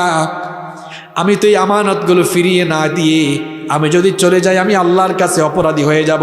হতে পারে তারা আমাকে কষ্ট দিচ্ছে, মেরে ফেলতে চাইছে, কিন্তু তাদের আমানতগুলোর খেয়ানত করা তো আমার জন্য শোভা পায় না। এই নাও লিস্ট দেখে দেখে যাদের আমানত আমার কাছে জমা আছে, ঠিকঠাকভাবে তাদের আমানতগুলোকে তাদের কাছে পৌঁছায় দিবা। এবার ভাইরা বলেন তো দেখি, ওই জায়গায় আপনি থাকলে কি করতেন? আপনার শত্রু আপনাকে কেউ মেরে ফেলতে যাইতেছে, কিংবা এক সময় হয়তো আপনার কাছে আমানত রেখেছিল, এখন আপনার সঙ্গে শত্রুতা হয়েছে। আপনি তো এমন স্বার্থপর মানুষ, আপনি বলবেন যা রাখছিলে আগে, এখন আর কিছুই পাবি। এটা আমার আপনার চরিত্র। আর নবীজিকে যারা মেরে ফেলতে চাইছে, আলী রাদিয়াল্লাহু আনহুকে ডেকে বলছেন, আলী, যার আমানত যার কাছে ঠিক মতো ফিরাইয়া দিবা। সুবহানাল্লাহ। আরে ভাই, আপনি শত্রুকে কি ফিরাইয়া দিবেন? আপনি তো ভাই হয়ে ভাইয়ের সম্পদ পর্যন্ত মেরে খেয়ে ফেলেন, আছে না নাই? ভাই হয়ে নিজের ভাইকে জায়গা সম্পদ থেকে বঞ্চিত করে দেন, এইরকম মানুষ আছে না নাই? আপনি তো এমন কারবারি, আপনি সুযোগ পাইলেই কিন্তু চুরি চামারি বাদ দেন না। আরে ভাই, আমরা তো খাটের নিচে জুতা রাখি, শেষরা চোর আর চামাররা খাটের নিচে তেলও কিন্তু লুকায়া রাখে। আমানতের খেয়ানত এখন চতুর্দিকে চলছে। মনে রাখবেন, আমানতের খেয়ানত 2 জিনিসের আলামত। বুঝে থাকলে বলেন, আমানতের খেয়ানত কই জিনিসের আলামত?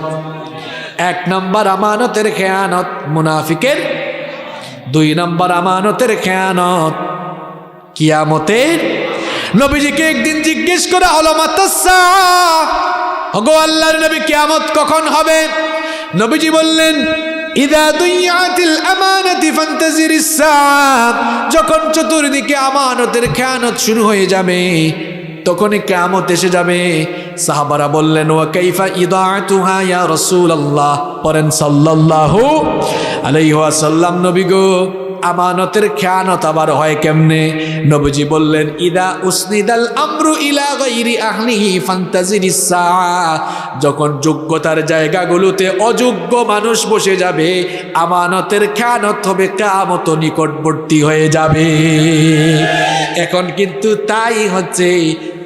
মসজিদ কমিটির সভাপতি হওয়ার যোগ্যতা নাই, মসজিদ কমিটির সভাপতি বক্তা হওয়ার যোগ্যতা নাই, বক্তা হয়ে গেছে।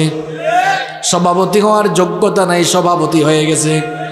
মুহতামিম হওয়ার যোগ্যতা নাই, মুহতামিম। প্রিন্সিপাল হওয়ার যোগ্যতা নাই, প্রিন্সিপাল। মেম্বার হওয়ার যোগ্যতা নাই, চেয়ারম্যান। আরে ভাই, চেয়ারম্যান হওয়ারও যোগ্যতা নাই, হয়ে গেছে এমপি। এগুলা কিন্তু নবীজির ভাষায় যোগ্যতার চেয়ারে অযোগ্য মানুষ বসা মানে। এর আগের কথাটা বলেন, আমানতের খেয়ানত।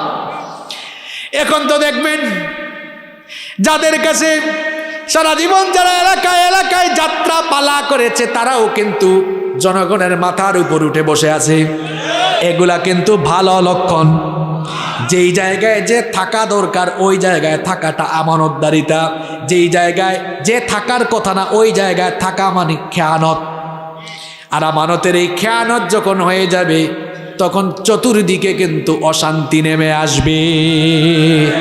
এই জন্য এখান থেকে শিক্ষা নিতে হবে। নবীজি ছিলেন আমানতদার।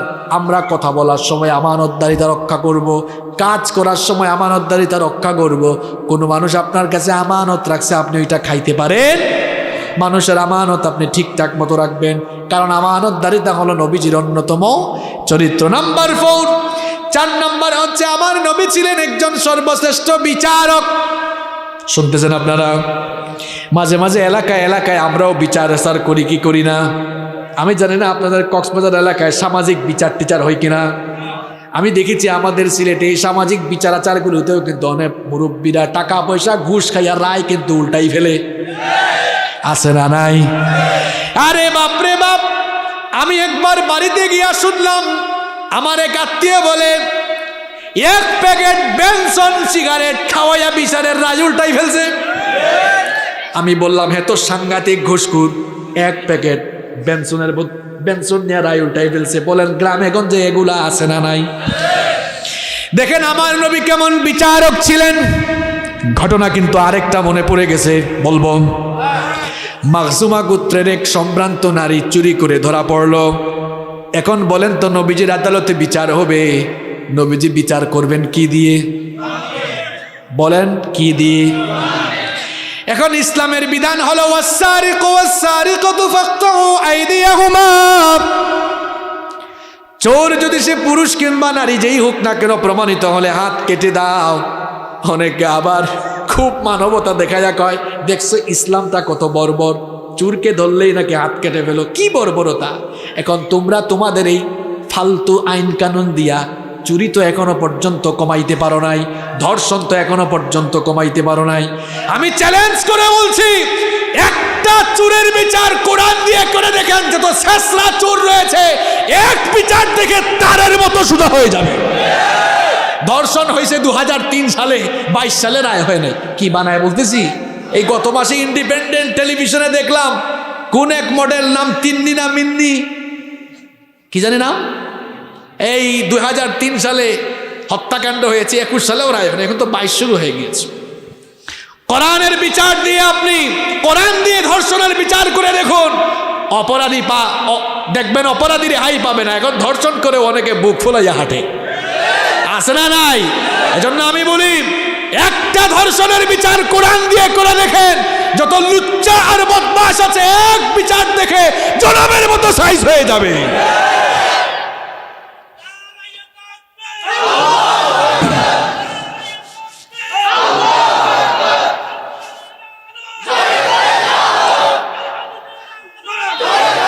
আমার ভাইরা আবার শুনেন, সেই সম্ভ্রান্ত নারী যখন চুরি করে ধরা পড়ল, সাহাবায়ে কেরাম একত্রিত হয়ে পরামর্শ করছেন, এত সম্ভ্রান্ত বংশের একজন মহিলা, নবীজি যদি তাকে চুরির রায় দিতে গিয়ে যদি হাত কাটার রায় দিয়ে দেন, ওই বংশের মান-ইজ্জত থাকবে না। এই জন্য তারা পরামর্শ করতেছেন, নবীজিকে একটু সুপারিশ করা দরকার, যেন রায়টা একটু শিথিল করে ফেলেন। দেখেন এখন কে নবীজির কাছে এই সুপারিশ নিয়ে যাবেন? কারো সাহস হয় না। পরামর্শ করে উসামা ইবনু যায়েদ রাদিয়াল্লাহু আনহুকে তারা সিলেক্ট করলেন। বললেন, ও উসামা, তোমাকে তো নবীজি মহব্বত করেন, তুমি নবীজির কাছে এই সুপারিশটা নিয়ে যাও। উসামা ইবনু যায়েদ রাদিয়াল্লাহু আনহু সবার পরামর্শক্রমে যখন নবীজির কাছে এই সুপারিশ নিয়ে গেলেন, সঙ্গে সঙ্গে নবীজি মিম্বরে দাঁড়ালেন। মিম্বরে দাঁড়িয়ে সবাইকে সামনে রেখে খুতবা দিলেন। আমার সাহাবীরা শুনো, এক মহিলা চুরি করে ধরা পড়েছে সম্ভ্রান্ত বংশের হওয়ার কারণে, তার বেলায় রায় শিথিল করতে বলতেছো। আমার সাহাবীরা শুনো, ওই অপরাধীর জায়গায় ওই নারী না হয়ে যদি আমার নিজের মেয়ে ফাতেমা হতো, আমি বিচারের রায় দিয়ে অন্য কাউকে দিয়ে নয়, আমি বাপ হয়ে আমার নিজের মেয়ের হাতটা আমি নিজেই কেটে ফেলতাম। আল্লাহু আকবার বলেন, আল্লাহু আকবার। ন্যায় বিচার কারে কই মিয়া? আর এখন আপনার আশপাশের লোক, আপনার সাঙ্গপাঙ্গ কেউ কুকাম করে ধরা পড়ে যায়, থানায় ফোন যায়, এ ওসি কারে ধরছো, এটা আমার লোক, তাড়াতাড়ি ছাড়ো। আছে না নাই? মানুষ ন্যায় বিচার পাবে কেমনে? আজ কোরআন দিয়ে ন্যায় বিচার হচ্ছে না বলে আজ বিচারের বাণী নীরবে নিভৃতে কেঁদে মরছে। এই জন্য নিরপরাধ লোকেরা জেলখানার ভেতরে আছে আর অপরাধীরা জেলখানার বাইরে আছে।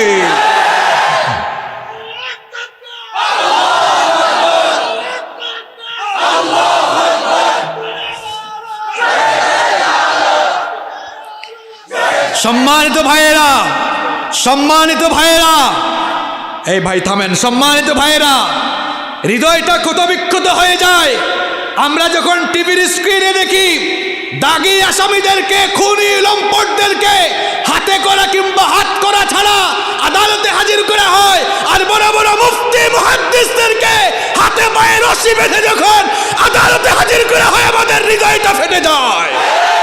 যেই দেশে এমন চিত্র রয়েছে, বড় বড় দাগী আসামিরা হাতে করা ছাড়া কিংবা হাতে করা দিয়ে যেই দেশে দাগী আসামিদেরকে আদালতে হাজির করা হয়, আর বড় বড় মুফতি মুহাদ্দিসদেরকে যেই সমাজে এভাবে বেইজ্জত করে আদালতে তোলা হয়, সেই সমাজের চিত্র বলে সেখানে ন্যায় বিচার নেই, নেই, নেই।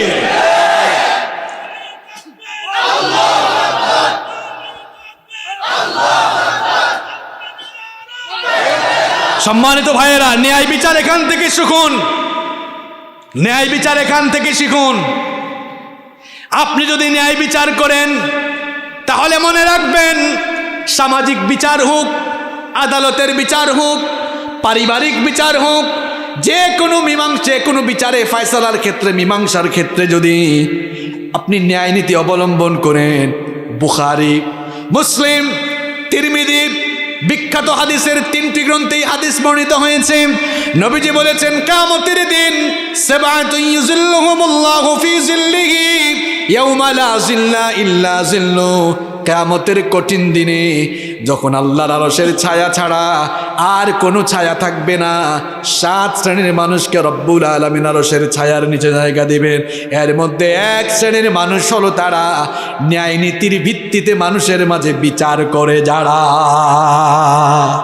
এখন দেখেন, আপনি যদি বিচারের ক্ষেত্রে ন্যায় বিচার করতে পারেন, আরশের ছায়ার নিচে আপনাকে জায়গা দিবেন কে? আর যদি বিচার ফয়সালার সময় মানুষের উপরে অবিচার করেন, আপনাকে আমি আর কোন ভাষায় বলবো, আপনার পূর্বের কেউ কিন্তু দুনিয়াতে নাই, আপনিও থাকবেন না, এটা কনফার্ম। মরার পরে জালেম হয়ে আল্লাহর সামনে দাঁড়ানো লাগবে। ওই মৃত্যুকে ভয় করুন, কবরকে ভয় করুন। খুব ভিআইপি আর ভিআইপি ভাব নিয়ে চলাফেরা করেন। বিমানে উঠলে দেখা যায় বিজনেস ক্লাসের সিট আছে, ইকোনমি ক্লাসের সিট আছে। বাসের মধ্যেও দেখবেন আপনি দেখবেন economy class, business class, sleeper coach. ট্রেনে চলেন, লঞ্চে চলেন, সব জায়গায় ক্লাস আছে। কিন্তু ভাইরে ভাই, আপনি মারা যাওয়ার পরে যেখানে যাবেন কবর, ওই কবরের মধ্যে কিন্তু আলাদা কোনো ক্লাস নাই। কথা বলেন, আছে? যত বড় মানুষই হন না কেন, আপনি কি একটি চক্ষু বন্ধ করে চিন্তা করেন না? দুনিয়া থেকে কত মানুষ চলে গেল, সবাইকেই কিন্তু দামি কাপড় খুলে সাদা কাফন দিয়ে পেঁচায়া এরপরে মাটির তৈরি কবরের মধ্যে রেখে আসা হয়। আবার বর্ষাকালে তো মানুষ মারা গেলে আরেক চিত্র দেখবেন, কবর খুঁড়িয়ার নিচ থেকে কি উঠে। আরে নরম বিছানা, দামি বিছানা ছাড়া ঘুম হইতো না, সেই কাদার মধ্যে, পানির মধ্যেই কিন্তু ঘুমাইতে হবে। আর এই শীতকালে যদি আপনাকে কবরে দেওয়া হয়, এই মাটিতে যখন মানুষ রেখে আসবে, কবরটা বড় সাংঘাতিক জায়গা।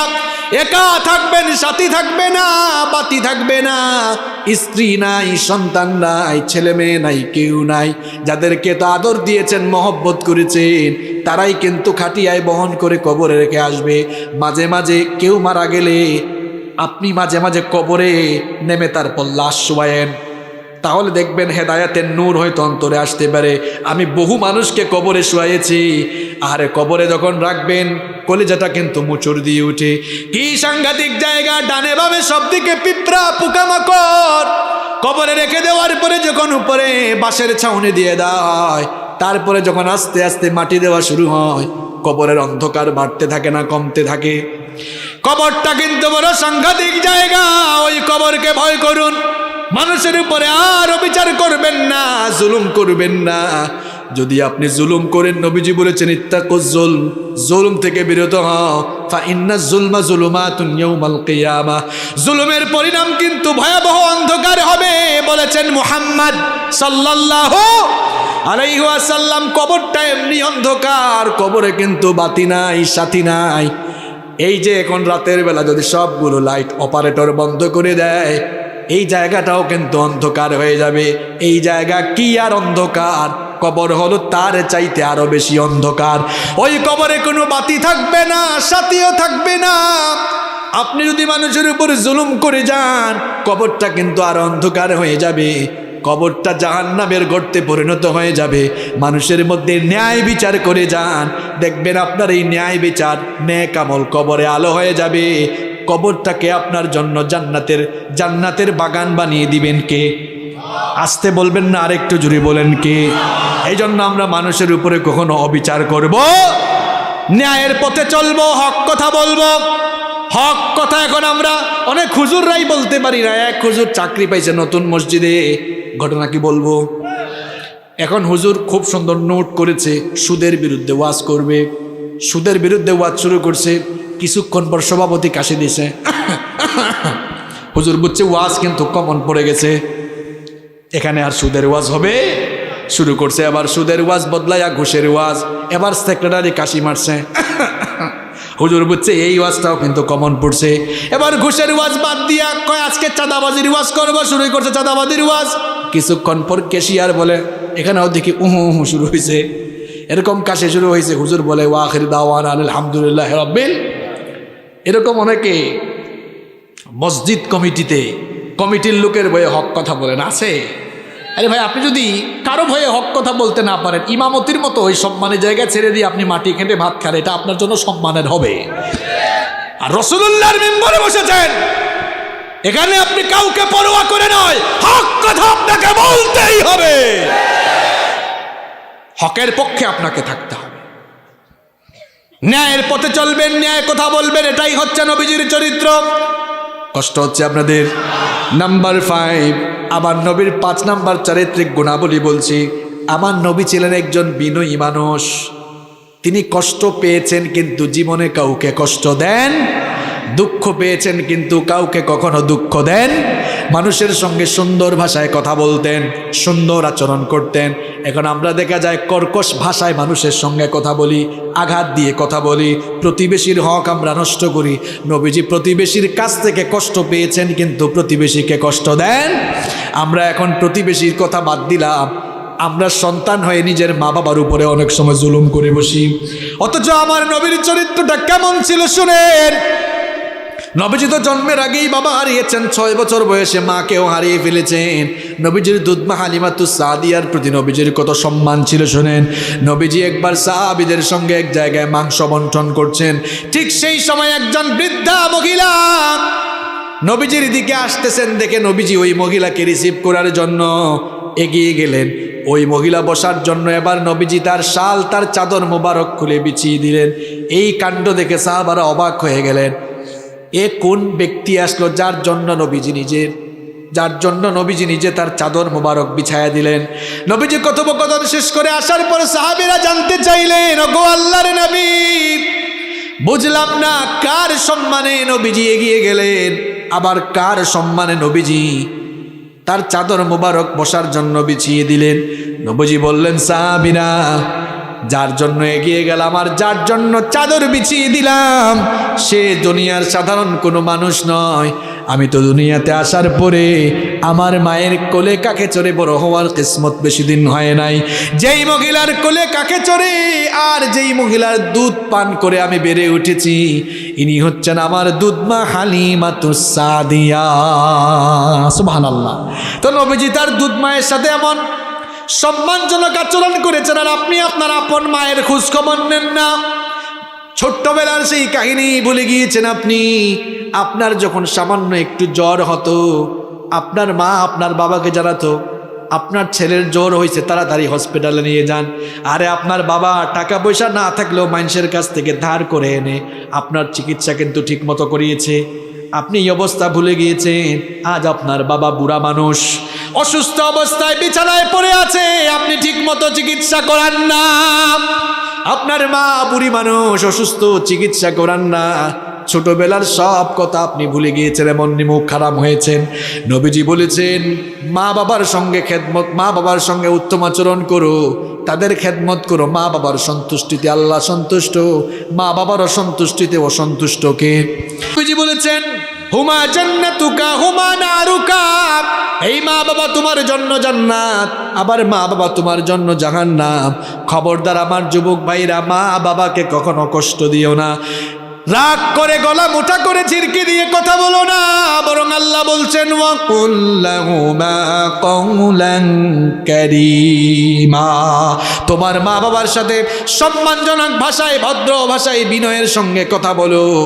আদেশটা কান, মা বাবার সঙ্গে ভাষা নরম করে, কণ্ঠ নরম করে কথা বলবেন। চোখ মোটা করে কথা বলবেন না, মাথা নিচু করে সুন্দর করে কথা বলবেন, ভদ্র ভাষায় কথা বলবেন।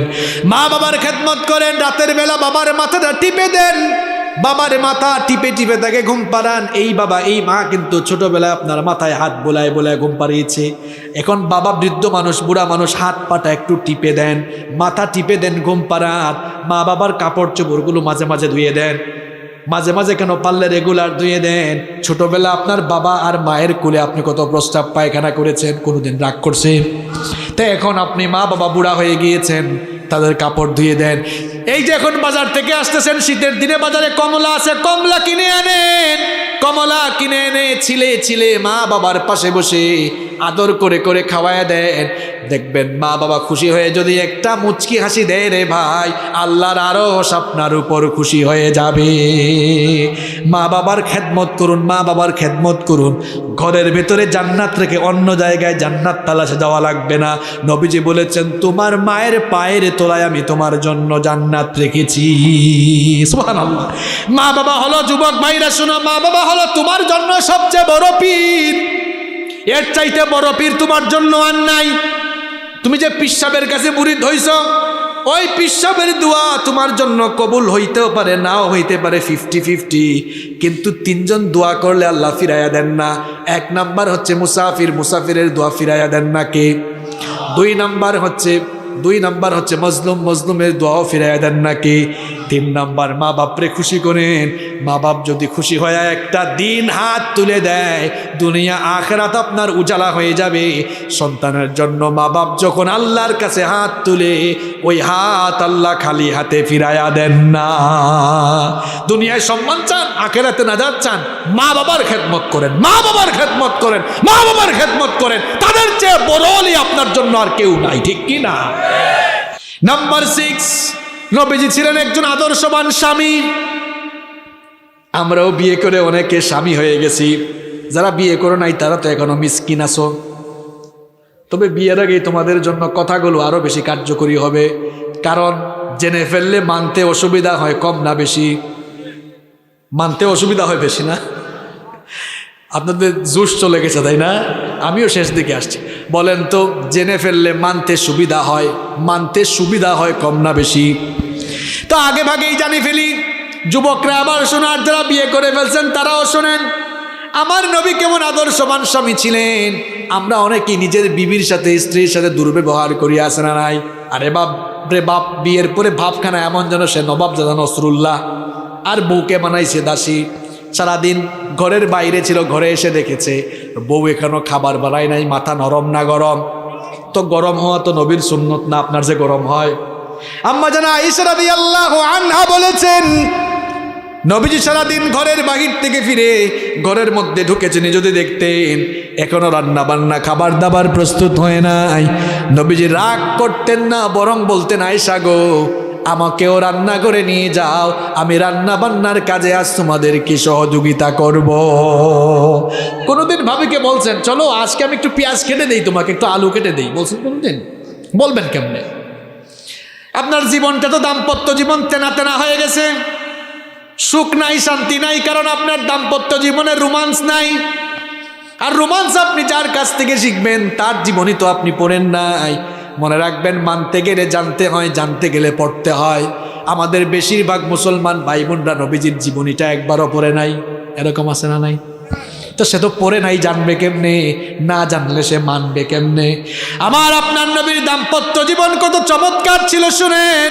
আম্মা জান আয়েশা রাদিয়াল্লাহু আনহা বলেছেন, আমি যখন কোনো মাংসের টুকরা বা হাড্ডির টুকরা চাবাতাম, নবীজি আমার হাত থেকে তা কেড়ে নিয়ে যেই জায়গায় ঠোঁট লাগিয়ে আমি খেয়েছিলাম, ঠিক ওই জায়গায় ঠোঁট লাগিয়ে নবীজি খাওয়া শুরু করতেন। বলেন তো মহব্বত কম ছিল না বেশি ছিল? আপনারা তো ভাবি আর আপনি একসাথে খাইতেও পারেন না, খাইলেও একজন আর একজনের খাওয়াই দেন না, মাঝে মাঝে খাওয়াই দিন, এটাও সুন্নত। এক গ্লাসে পানি পান করবেন, গ্লাসটাও আপনারা আলাদা করে ফেলছেন, মহব্বত থাকবে কেমনে? আম্মা জান আয়েশা রাদিয়াল্লাহু আনহা বলেছেন, আমি গ্লাসের যেই জায়গায় ঠোঁট লাগিয়ে পানি পান করতাম, আমার নবীও গ্লাসের ঠিক ওই জায়গায় ঠোঁট লাগিয়ে তিনিও পানি পান করতেন। নিজের বিবিকে মহব্বত করবেন, ভালোবাসবেন, সময় দিবেন, বউয়ের সাথে সুন্দর আচরণ করবেন। ঘরে যখন যাবেন খাটাসের মতো কথা বলবেন না, ভাষা সুন্দর করে তারপরে কথা বলবেন। গিয়াই বউকে আগে একটা সালাম দিবেন। সালাম কি আপনারা দেননি? শুদ্ধ করে সালাম দিতে পারেন তো? দেখি একটা সালাম দেন। ওয়ালাইকুম আসসালাম ওয়া রাহমাতুল্লাহি ওয়া বারাকাতুহু। এখন তো অনেকে সালাম দেয় স্টাইল করে, কয় সালাম আলাইকুম। কারণ সালাম মানে শান্তি, আর সাম মানে মৃত্যু। আসসালামু আলাইকুম মানে তোমার উপর শান্তি বর্ষিত হোক, আর সালাম আলাইকুম মানে তুই মরি যা। সালামের সঙ্গে সালাম আলাইকুমের সম্পর্ক আছে? আবার মহিলারা স্টাইল করে সালাম দেয়, আসসালাম আলাইকুম। আরে বাপরে বাপ, তারা সালাম আলাইকুম না, আসসালাম আলাইকুম, আসসালাম আলাইকুম, খুব স্টাইল করে বলে আসসালাম আলাইকুম। আরে বাপরে, এটা কোন জাতের সালাম? সালাম হচ্ছে আসসালামু আলাইকুম ওয়া রাহমাতুল্লাহি ওয়া বারাকাতুহু, এভাবে দিবেন। ভাবিকে গিয়া সালাম দিবেন। ঘরের ভিতর ঢোকার সময় সালাম দিতে হয়, আদেশটা কার? ফাইদা দাখালতুম বুয়ুতান ফাসাল্লিমু আলা আনফুসিকুম, আছে না নাই? ঘরে ঢোকার সময় সালাম দিতে হয়। আপনারা সালাম দেন? কয় আমি কেন সালাম দিব, আমি জামাইয়ে না? জামাইকে সালাম দেয় নাকি? তো আপনি জামাই হয়েছেন বলে কি হয়েছে? সালাম দিবেন। এক ভাই কয় হুজুর সালাম দিয়ে একদিন বিপদেও পড়ছে। কি বিপদ? কয় কলিং বেল চাপছি, বউ দরজা খুলছে, বললাম আসসালামু আলাইকুম, বউ সালামের উত্তর তো দিলই না। কয় কি ঢং করো, ফাইজলামি করো আমার সাথে, আমারে তুমি চিনো না? না, আমরা মনে করি নির্দিষ্ট স্পেসিফিক কিছু লোককে সালাম দেওয়া যায় না। সালাম আমরা এক মুসলমান আরেক মুসলমানকে দিতে পারবো, ছোট বড় কোনো অসুবিধা। তাহলে নিজের বিবিকে মহব্বত করবেন। আমার নবী ছিলেন একজন আদর্শবান স্বামী। মাঝে মাঝে গিফট দিবেন, বিবাহ বার্ষিকী আসলে পরে চমৎকার চমৎকার সারপ্রাইজ দিবেন।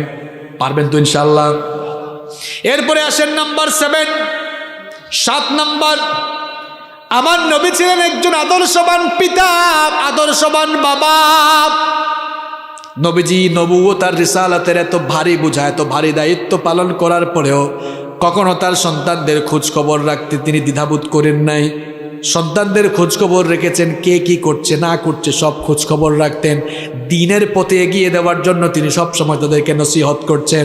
আপনার সন্তান, আপনার ছেলে, আপনার মেয়ে দিন থেকে বের হয়ে গিয়েছে আপনার কারণে। বড় দুঃখ আর আফসোস লাগে, অনেক জায়গায় মাহফিলে যায়, অনেকে কয় হুজুর মা বাবার খেদমতের ওয়াজ একটু করেন। এক বেকুব গাছ না লাগিয়ে ফলের আশা করে বসে আছে। গাছ না লাগিয়ে ফলের আশা করা যেমন বোকামি, সন্তানের সব হক যথাযথভাবে আদায় না করে ওই সন্তানের কাছ থেকে খেদমতের আশা করাও কিন্তু বোকামি। তার হক আপনি আদায় করেন, কিছুই শেখান নাই তাকে। এক ছেলে একদিন আসছে, তার বাপ মারা গেছে, এসে কয় হুজুর আমার আব্বু মারা গিয়েছে, জানাজার নামাজটা কেমনে পড়ে হুজুর একটু বলে দেন না।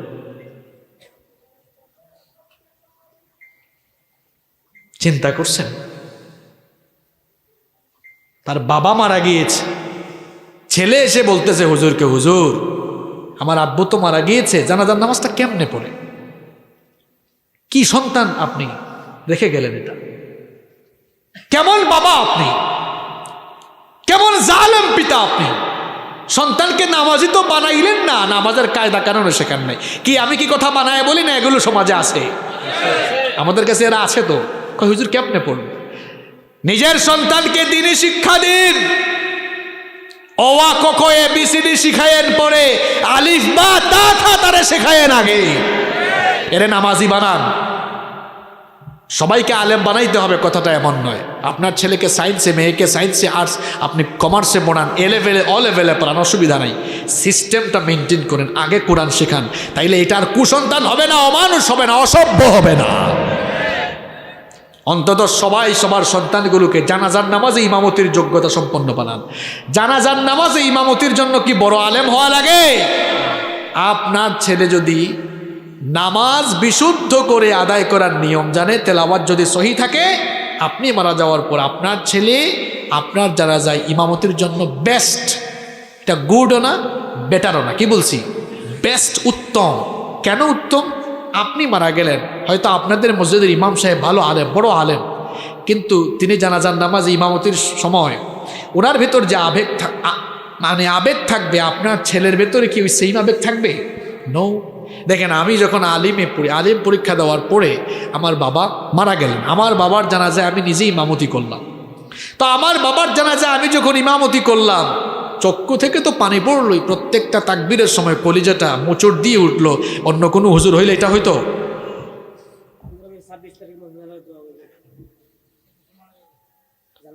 ঠিক আছে, মাশাআল্লাহ, বসেন।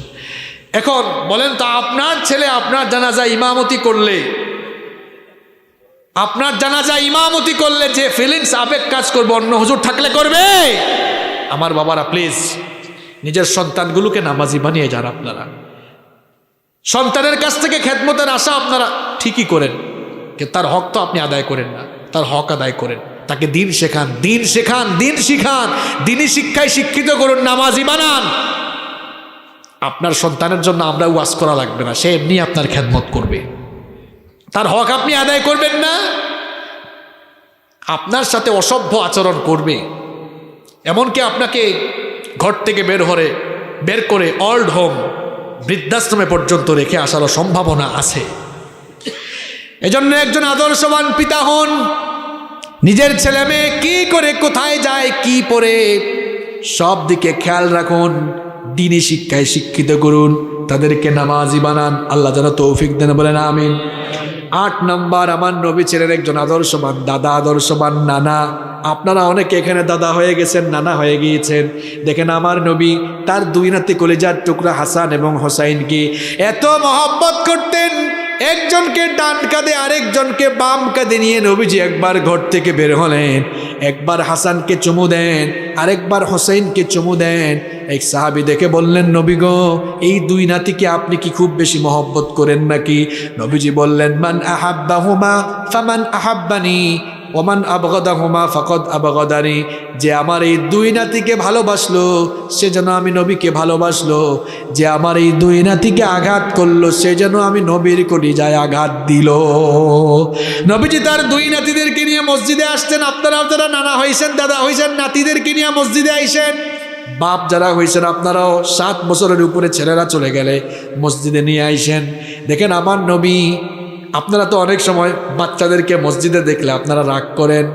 একবার এক চাচা দেখলাম ধমকাইতেছে। আমি মসজিদে ঢুকছে, শুনলাম চাচা বলতেছে, হাই হাই হাই। আমি ভাবলাম মসজিদে কুকুর ঢুকলো নাকি, দেখি না কুকুর না, এক চাচা বাচ্চাদেরকে ধমকাইতেছে। বললাম, চাচা বাচ্চাগুলাকে ধমকান কেন? কয়, দেখেন না মসজিদে ঢুকে এরা শয়তানে দুষ্টুমি করে, হাসি ঠাট্টা করে। বললাম, করুক, অসুবিধা কোথায়? হাসি ঠাট্টা করতে করতে এরা নামাজ শিখবে। আপনি তাকে বের করে দিলে তো সে আর নামাজে আসবে? নবীজি কোনোদিন বাচ্চাদেরকে মসজিদ থেকে বের করে দিতেন না। দুই নাতি হাসান আর হোসাইন, এদেরকে নিয়ে নবীজি জুমার দিনে মসজিদে আসলেন। জুমার দিনে নবীজি মিম্বরে দাঁড়িয়ে খুতবা দিচ্ছেন। দুইজন মুসল্লিদের সামনে দিয়ে হাঁটাহাঁটি করে, দৌড়াদৌড়ি করে, চিল্লাচিল্লি করে। নবীজি রাগ করলেন না, খুতবা বন্ধ করে দুইজনকে হাতে ধরলেন।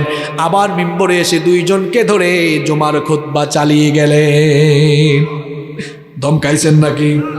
আবার আরেকদিন নবীজি ইমামতি করছেন, সাজদায় গেলেন।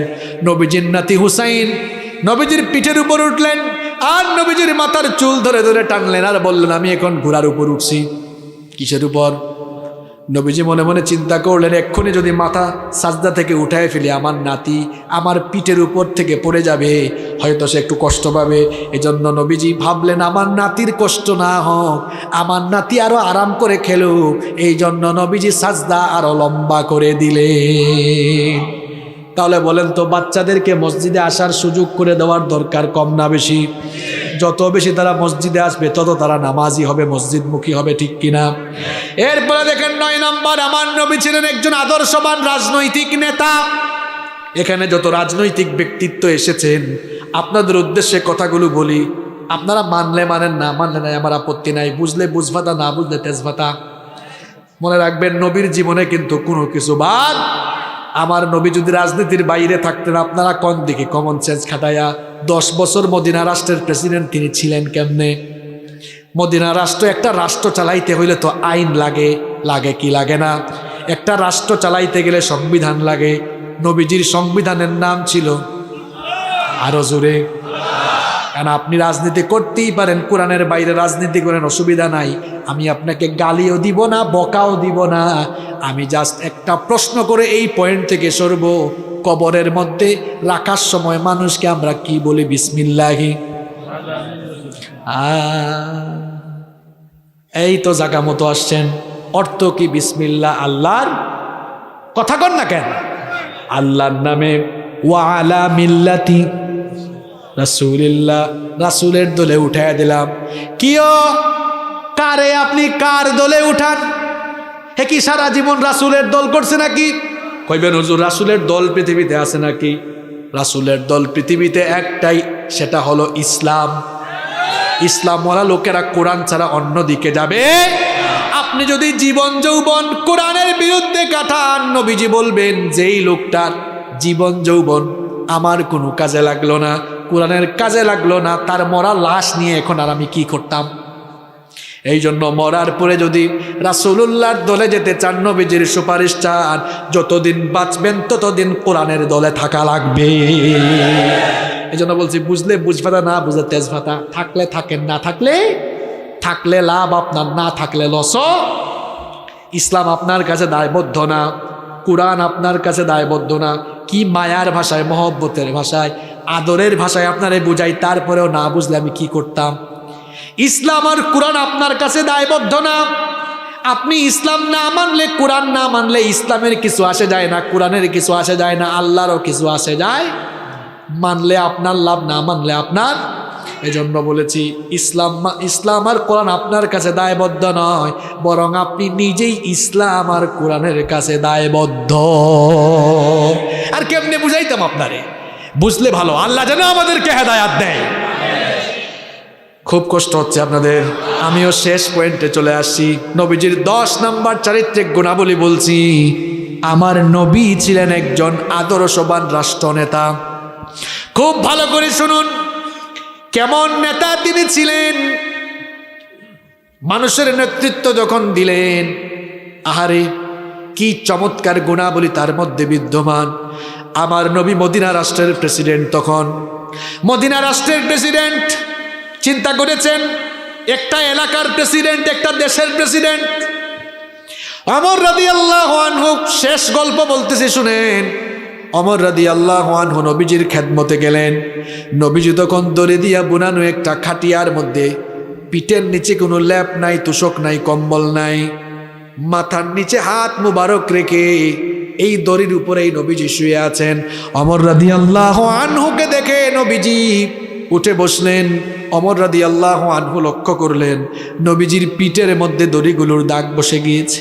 ওমর রাদিয়াল্লাহু আনহু বললেন, নবী গো, আপনি হচ্ছেন এই দুনিয়ার সর্বশ্রেষ্ঠ মহামানব। আল্লাহর পরেই হচ্ছে আপনার স্ট্যাটাস, আল্লাহর পরেই হচ্ছে আপনার মর্যাদা। আপনি হচ্ছেন সমস্ত রাসূলদের ইমাম, আপনি হচ্ছেন মদিনা রাষ্ট্রের প্রেসিডেন্ট, কিন্তু লেপ তুষকের অভাবে আপনার পিঠের মধ্যে দাগ পড়ে গেল। নবী গো, আমার সহ্য হয় না। ওমর রাদিয়াল্লাহু আনহু চিৎকার করে করে কাঁদলেন আর বললেন, নবী গো, আদেশ দেন, আপনার জন্য আমি বাইতুল মাল থেকে লেপ তুষক কম্বলের ব্যবস্থা করে দিই। নবীজি বললেন, ওমর রে, আমি যাদের নেতা হয়েছি এখনো ঠিক মতো, তারা অনেকেই ঠিক মতো বিছানায় ঘুমাইতে পারে না। আমি নবী হয়ে তাদের নেতা হয়ে কেমনে ঠিক মতো বিছানায় ঘুমাবো? আমি তো এই দুনিয়ায় সুখ শান্তি করার জন্য আসি নাই, আমি এসেছি দুনিয়ার পথ আর মানবতাকে পথের দিশা দেওয়ার জন্য। নবী যেমন ছিলেন তার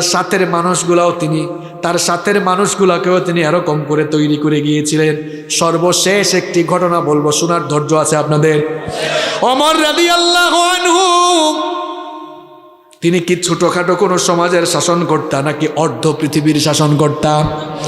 অর্ধ পৃথিবীর শাসনকর্তা। শেষ ঘটনাটা মন দিয়ে শুনেন।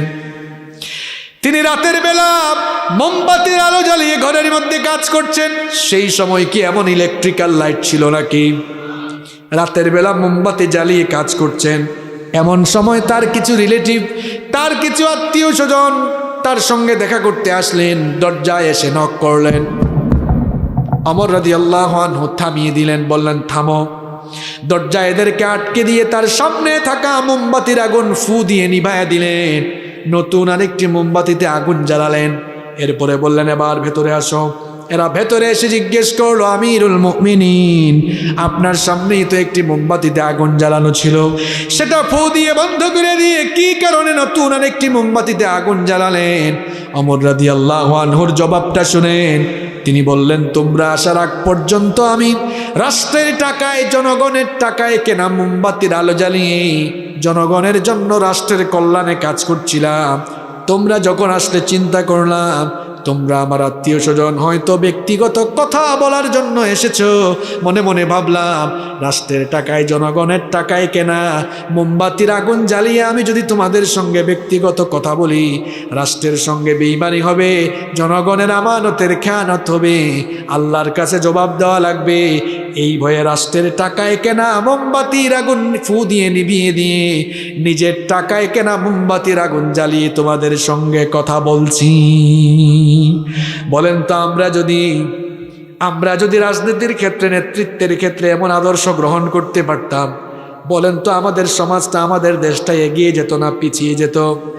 মানে এই ঘটনাগুলো ওয়াজের মাহফিলে বলার কারণে আপনার যদি খারাপ লাগে, আর যুবকদেরকে যদি মাহফিল করতে বাধা দেন, বোঝা যাবে অন্যায় অপরাধ জগৎকে নেতৃত্ব দিতে চায় যারা, কোরআনের মাহফিলে বাধা হয়ে দাঁড়ায় তারা।